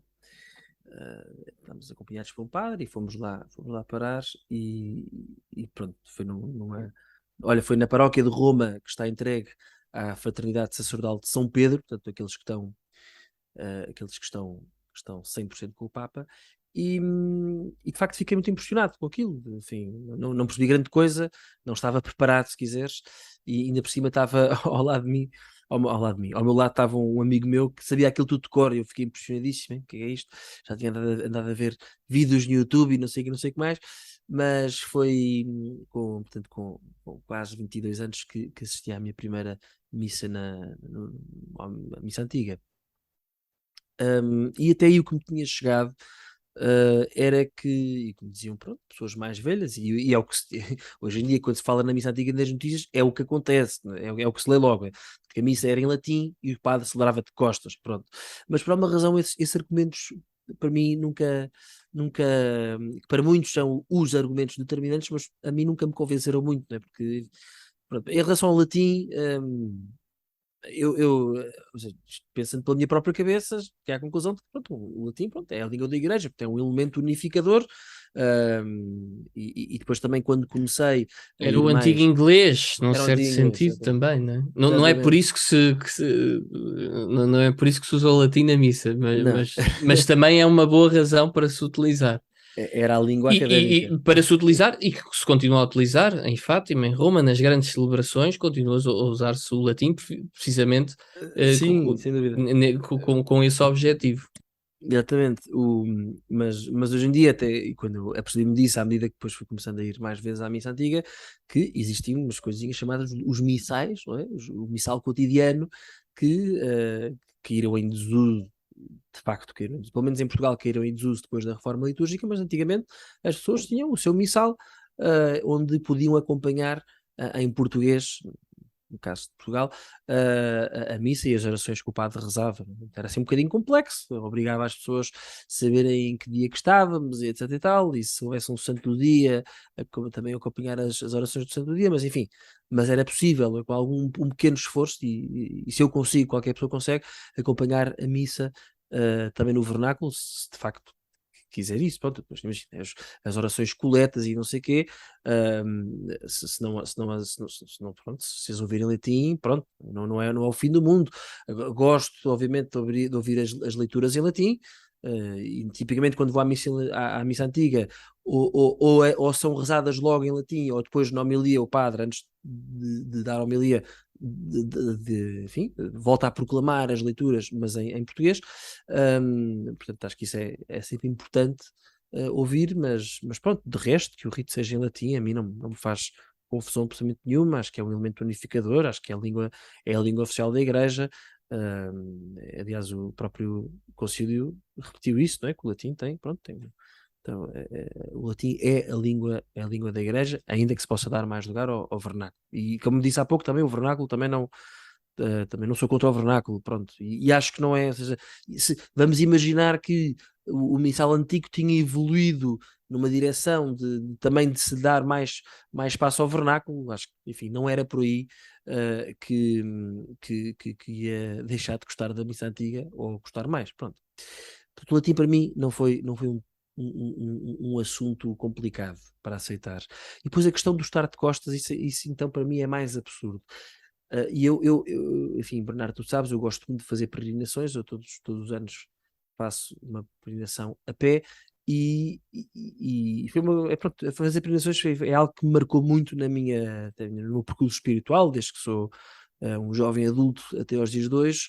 Um, a fazer peregrinações é algo que marca muito, é quase o meu retiro anual, é a peregrinação que faço. Isto, peço desculpa, só para dizer porquê, porque numa peregrinação, tipicamente há uma pessoa que vai à frente, a pessoa que sabe o caminho, E nós vamos atrás dessa pessoa, e essa pessoa, de facto, está de costas para nós, porque seguimos-la, não é? E não me ocorre nunca pensar, bem, aquele tipo que vai à frente da pregação, que ordinário, não é? Quer dizer, está de costas para as pessoas. Ele devia, mas é estar a andar de costas e virado para nós. Pronto. E de facto, o que é que não é? Também, ou seja, a missa tem uma dimensão escatológica, não é? Tem uma dimensão enfim, agora usa-se muito, não é? Agora com os símbolos do caminhar junto, não é? Mas na missa estamos, de alguma forma, estamos todos a caminhar juntos para Deus, não é? E nesse sentido, a pessoa que vai à frente é o padre, e o padre é ungido por Nosso Senhor, por Deus, não é? Precisamente para guiar os seus filhos até ele, até Deus, não é? O padre vai à frente, então eu pronto, se calhar eu peço desculpa estar a falar das peregrinações, mas como é que a mim não me faz confusão absolutamente nenhuma que o padre esteja virado para o altar-mor. Enfim, quando nas igrejas existe altar-mor, as igrejas mais modernas raramente têm um altar-mor, portanto um altar que esteja na parede do fundo, não é? Mas a mim nunca me fez confusão e acho que é bonito esta ideia de que o padre vai à frente e nós seguimos-lo, e depois o momento da revelação das espécies, não é? Ou seja, quando as espécies consagradas, não é? Portanto, as hóstias e o cálice, quando o padre na consagração eleva, não é? No rito antigo ou no rito novo, em que o padre está a celebrar ad orientem, como explicámos há pouco, o padre, quando eleva a hóstia ou o cálice, de alguma forma está a revelá-lo ao povo. Não é? Portanto, é esta noção de que o padre é quem vem à frente para revelar. Portanto, este, isto só para dizer que estes dois argumentos do latim e do padre está de costas, acho que são argumentos ridículos, não é? Mas são os argumentos mais utilizados. É impressionante, é impressionante. Mas pronto, desde aquela primeira vez em 2012, voltei a ir com alguma frequência em 2015, quando passou a haver em uma vez por mês uma missa antiga em Lisboa, numa paróquia, desta paróquia onde o Bernardo também servia à missa, e depois era uma vez por mês, depois era ao domingo, ou ao sábado, e depois passou a ser todos os dias, e pronto, e comecei a ir com maior recorrência. Em termos de acessos, nem sempre era o sítio mais fácil para mim, mas pronto, comecei a ir e obviamente, tal como o Bernardo, nunca deixando de ir ao rito, ao missal de Paulo VI, não é? Nunca fui acólito, ou melhor, fui acólito em miudinho, mas só que já não graúdo e com a consciência litúrgica apurada, como foi o Bernardo, mas para mim A também consciência litúrgica apurada ainda tenho muito para apurar. Ainda eu tenho muito sei, para mas apurar pronto, a minha pelo menos consciência. mais apurada do que o miúdo de 7 Fala anos, por ti. percebes? Mais apurada Isso do que o miúdo de 7 anos. espero que sim. Por acaso Depende também não, dos miúdos. 8, 9 anos era quando eu era acólito na minha paróquia antiga, era aos 8, 9 anos. Foi quando tinha 8, 9 anos. Mas para mim, enquanto leigo fiel, a convivência de ambas as formas do rito, de ambos os missais na minha vida, também foi uma questão, foi algo muito normal, Bernardo, como disseste há pouco, e foi extremamente proveitoso também, proveitoso.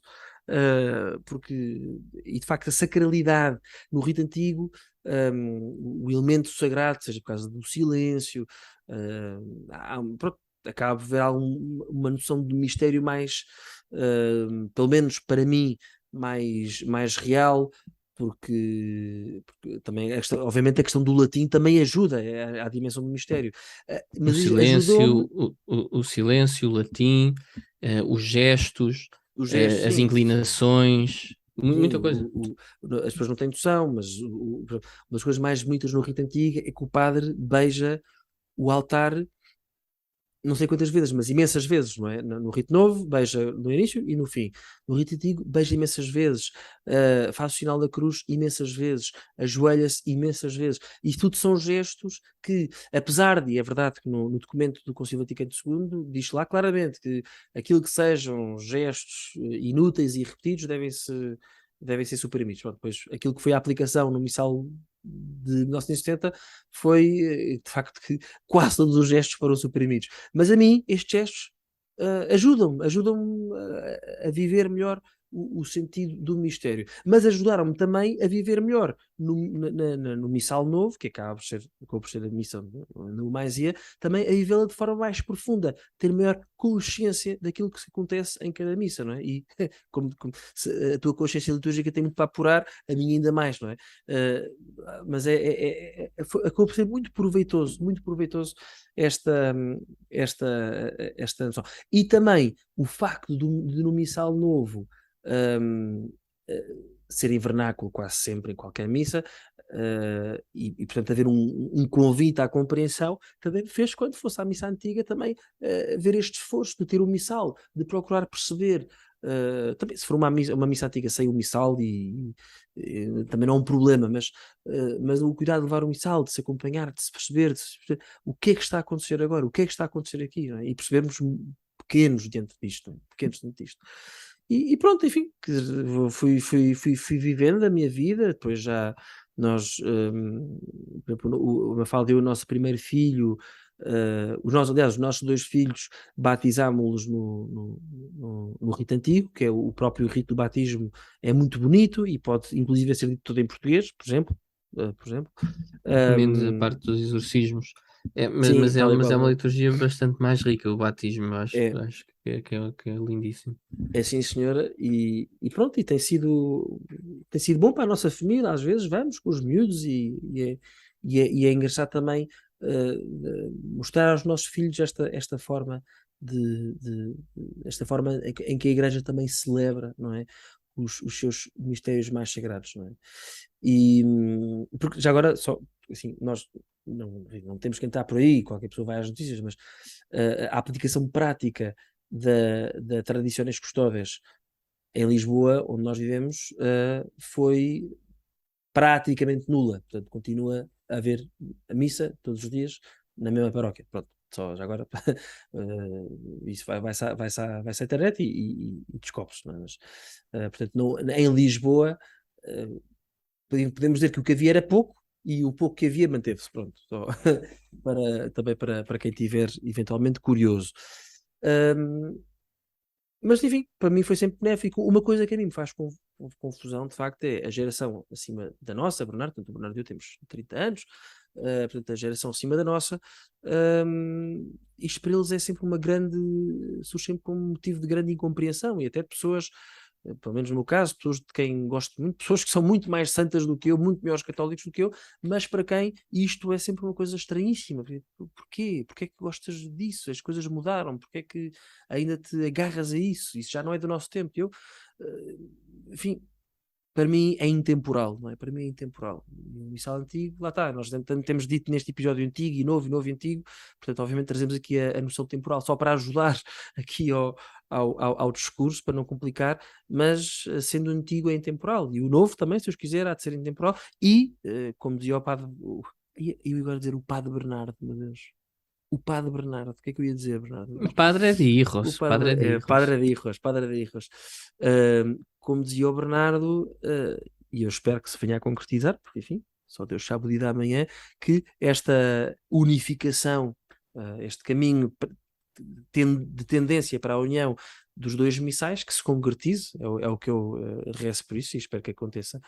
E pronto, e tenho sempre pena que haja estas pessoas que as pessoas mais velhas que achem que isto, pronto. Mas por outro lado, o que é que eu lhes digo? Só posso dizer, quer dizer, o silêncio faz um bem. No mundo em que vivemos, em que é tudo barulhento e é tudo rápido e tudo à pressa e tudo é novidade todos os dias, estar ali naquele acontecimento de um rito que eu lá está, acho que é intemporal, no silêncio, compenetrado na oração, faz-me bem, é bom. E como dizia o Papa Bento XVI, aquilo que era sagrado para os antigos não deixa de ser sagrado hoje, não é? E eu não queria terminar com um aspecto, de facto, nós neste momento temos aqui um problema pastoral, não é? Sem querer ser polémico, mas temos um problema pastoral, porque efetivamente há pessoas que se converteram com esta missa. Há pessoas que se converteram ao catolicismo nos últimos 15 anos porque tiveram contacto com esta missa. E pronto, à partida teriam todo o direito em dizer, mas isto é assim que eu quero viver a minha fé católica. E depois, de repente, pronto, há este modo próprio e, e às vezes nem é tanto o modo próprio, mas a interpretação abusiva que alguns possam fazer desse modo próprio, e que parece que estas pessoas de repente converteram-se, mas de repente tiraram-lhes o tapete. E isto, pronto, acabo por ter, enfim, ter algum receio por estas almas, não é? E curioso, agora foi muito badalado a conversão do ator americano, do Shia LaBeouf. um, Enfim, espero estar a pronunciar o nome dele bem, mas toda a gente deve conhecer. Ele converteu-se agora, ele vai fazer, fez um filme que vai ser lançado em que ele faz de Padre Pio, do Santo Padre Pio, e obviamente ele teve que estudar o rito antigo, era a missa que o Padre Pio celebrava, e ele converteu-se com aquilo, converteu-se. Hoje em dia ele é católico, está no início obviamente, do caminho, não é? E frequenta a missa antiga, pronto. E eu penso, pronto, este tipo, coitado, que até diz ele tinha uma vida complicada, só fazia asneiras, estava mesmo no fundo dos fundos e agora converteu-se e de repente alguém vai lhe dizer: olha, essa tua forma de celebrar a fé não tem futuro na igreja. E pronto, a pessoa fica assim um bocadinho sem saber pronto, o que dizer dentista, mas pronto, acho que há aqui um problema pastoral e isto, atenção, não tem a solução, resta-me rezar e para aqueles que nos ouvem que são católicos, também que rezar por isto, rezar por estas pessoas, rezar pela igreja e rezar rezar acima de tudo pelo Santo Padre, não é? Obviamente, só para deixar claro e espero que esteja claro, nós estamos com o Papa e aquilo que o Papa diz pronto, obedecemos, não é? Obedecemos ao que o Papa diz. Mas pronto, mesmo que não como é que obedecer não tem de significar concordar, não é? De facto, eu não posso, com todo o respeito que tenho pelo Papa, eu nisto não Estás tu a posso. falar do livro do Padre João Seabra, mas que maçada, apresenta o livro de uma É vez, em vez de verdade, estar é sempre verdade. com referências. Pronto, eu Em vez posso de não estar concordar. sempre com referências. Pá. É, não se Ai, abre à grande sua merda. maneira, mas pronto, é isto. Uma pessoa pode, no meu caso, eu não concordo com esta decisão, mas eu obedeço. Acho que é a forma de se estar na igreja e felizmente há muitos que não estão assim e tenho confiança, acredito que esses não estão bem. Pronto. E Tal como também para quando todos. apareceu tal como quando Sim, apareceu o Sumorum Pontificum, exatamente. a atitude que me parece fazer mais sentido seria mesmo daqueles que não concordavam com aquela abordagem pastoral, pronto, que assentissem com a Exatamente. sua vontade Sim. àquilo que foi dito pelo Santo Padre.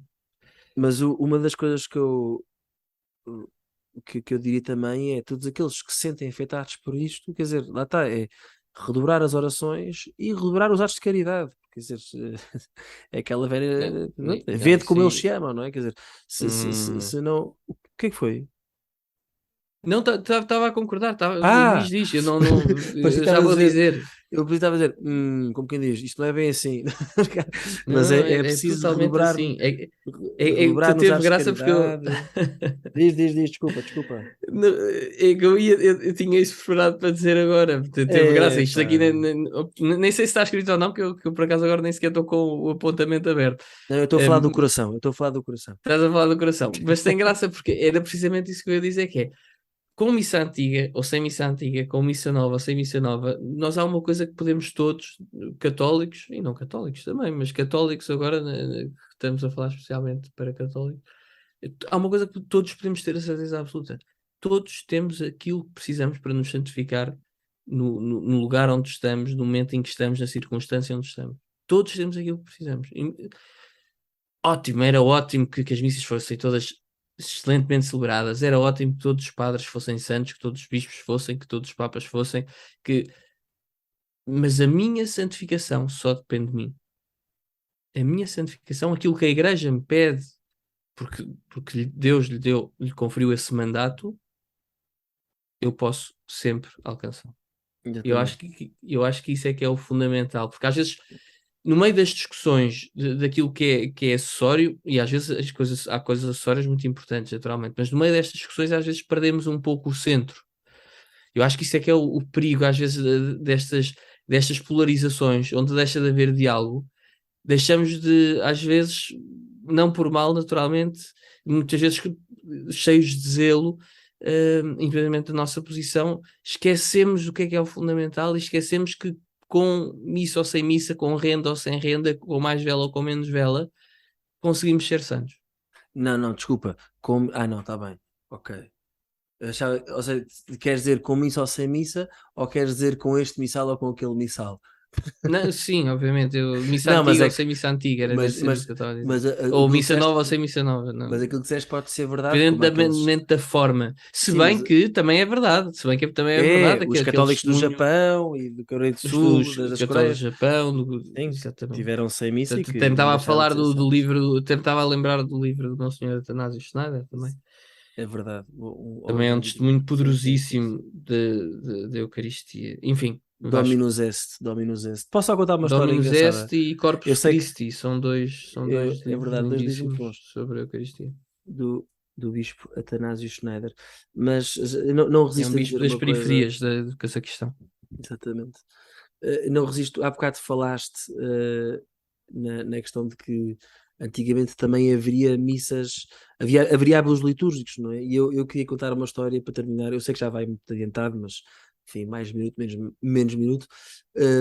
Um dia destes fui com a minha família à missa antiga, ao domingo, e depois cruzei, encontrei na missa uma pessoa que não, enfim, nunca pensei encontrar. Tipicamente estas pessoas há muitos jovens, também há pessoas mais velhas, naturalmente, mas também há muitos jovens. Mas vi lá uma prima do meu pai, mais velha que o meu pai. E eu pensei, mas eu não tencionava encontrar esta prima do meu pai na missa, achei engraçado. Depois, no fim da missa, veio ter comigo e disse-me: Vasco, estás aqui, né? Sabes, Vasco, olha, isto era a missa da minha infância e da minha adolescência. Pronto. Mas o padre lá da terra, a terra desta minha tia, mas o padre lá da terra, ai, se te ouvisse a rezar latim, meu Deus, aquilo era de se fugir. Portanto, isto para dizer o quê? Remete um Estás para bocadinho para dizer aquilo que tu ADM dizias. coletificativo em tem mesmo. Epá, agora vais ter que traduzir. Desculpa lá, mas tens de traduzir. Mas tu sabes, Não sei nada, pá. Eu não sou latim como tu, pá.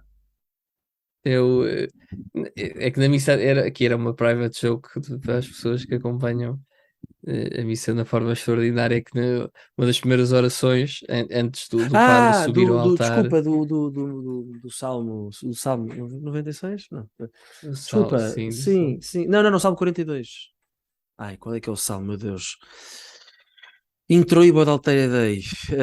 Meu Deus. Ai, Vê desculpa. aí. Ai. Ai, ai. Eu Vasco, estava a não te contar a minha perdoo não saberes história. esta, Vasco. Qual é que é o É o Salmo Salmo? 43. Não é o Não 42 interessa. entre aspas Não, é o 43? 43. Entre aspas não, entre É o paredes. Ai, 43, 42 da Vulgata. Não ai. interessa. Enfim, Vai, já, as pessoas já estão a desligar. no Estava só a início, dizer uma. Deixa-me só dizer ao uma subir ao coisa. altar, o padre e o acólito recitavam. Exatamente. Mas só para Diziam acabar. este som. Só para acabar. Vá. Não podes estar sempre a interromper. Estou a brincar. Intro e de altar é daí. Hoje eu queria dizer que o Bernardo, de facto, todas as intervenções dele foram de elevadíssimo valor acrescentado. Muito obrigado, Bernardo. Mas só para dizer este Hoje comentário da são. minha tia, que, para perceber que hoje em dia, quando nós vamos porque a mim irrita-me imenso, pronto, depois, como dizia há pouco, também há muitos católicos, os ditos tradicionalistas, que são insuportáveis da internet. Então, uma das coisas que eles têm a mania de fazer é uma imagem dividida em dois, à esquerda e à direita, e à esquerda está uma missa extraordinária em toda a sua pompa e glória, na elevação das espécies, do que seja, com Pontifical, sacerdote, lindíssimo. diácono, subdiácono, quer dizer, tudo Incenso, esplendoroso, e depois à direita metem um um padre palhaço. palhaço, um padre palhaço a celebrar a missa nova. Enfim, isto obviamente é do mais desleal que existe. Mas isto para dizer uma coisa que nós não Um temos, bocadinho se calhar, manicaísta também, preciso dizer. ultramarquista, mas temos de ter noção que hoje em dia, e em relação a este comentário da minha tia, hoje em dia, se formos a uma missa antiga, nós podemos ter a certeza que a forma como ela vai ser celebrada da melhor forma possível. Ou seja, os padres que hoje em dia que existem e que celebram a missa antiga, são padres que têm um cuidado imenso que, porventura, poderia não ser o cuidado de um qualquer padre no pré-concílio. Percebem o que eu estou a dizer? Percebes o que eu estou a dizer? Só estou a falar para ti aqui. Portanto, esta minha tia vem-me dizer isto como quem diz: pronto, eu venho a esta missa porque aqui de facto, pronto, consigo viver aquilo que era a missa da minha infância, mas pronto, celebrada de forma bonita, linda, reverente, enfim. queria só acabar com esta Por acaso é curioso historiazita.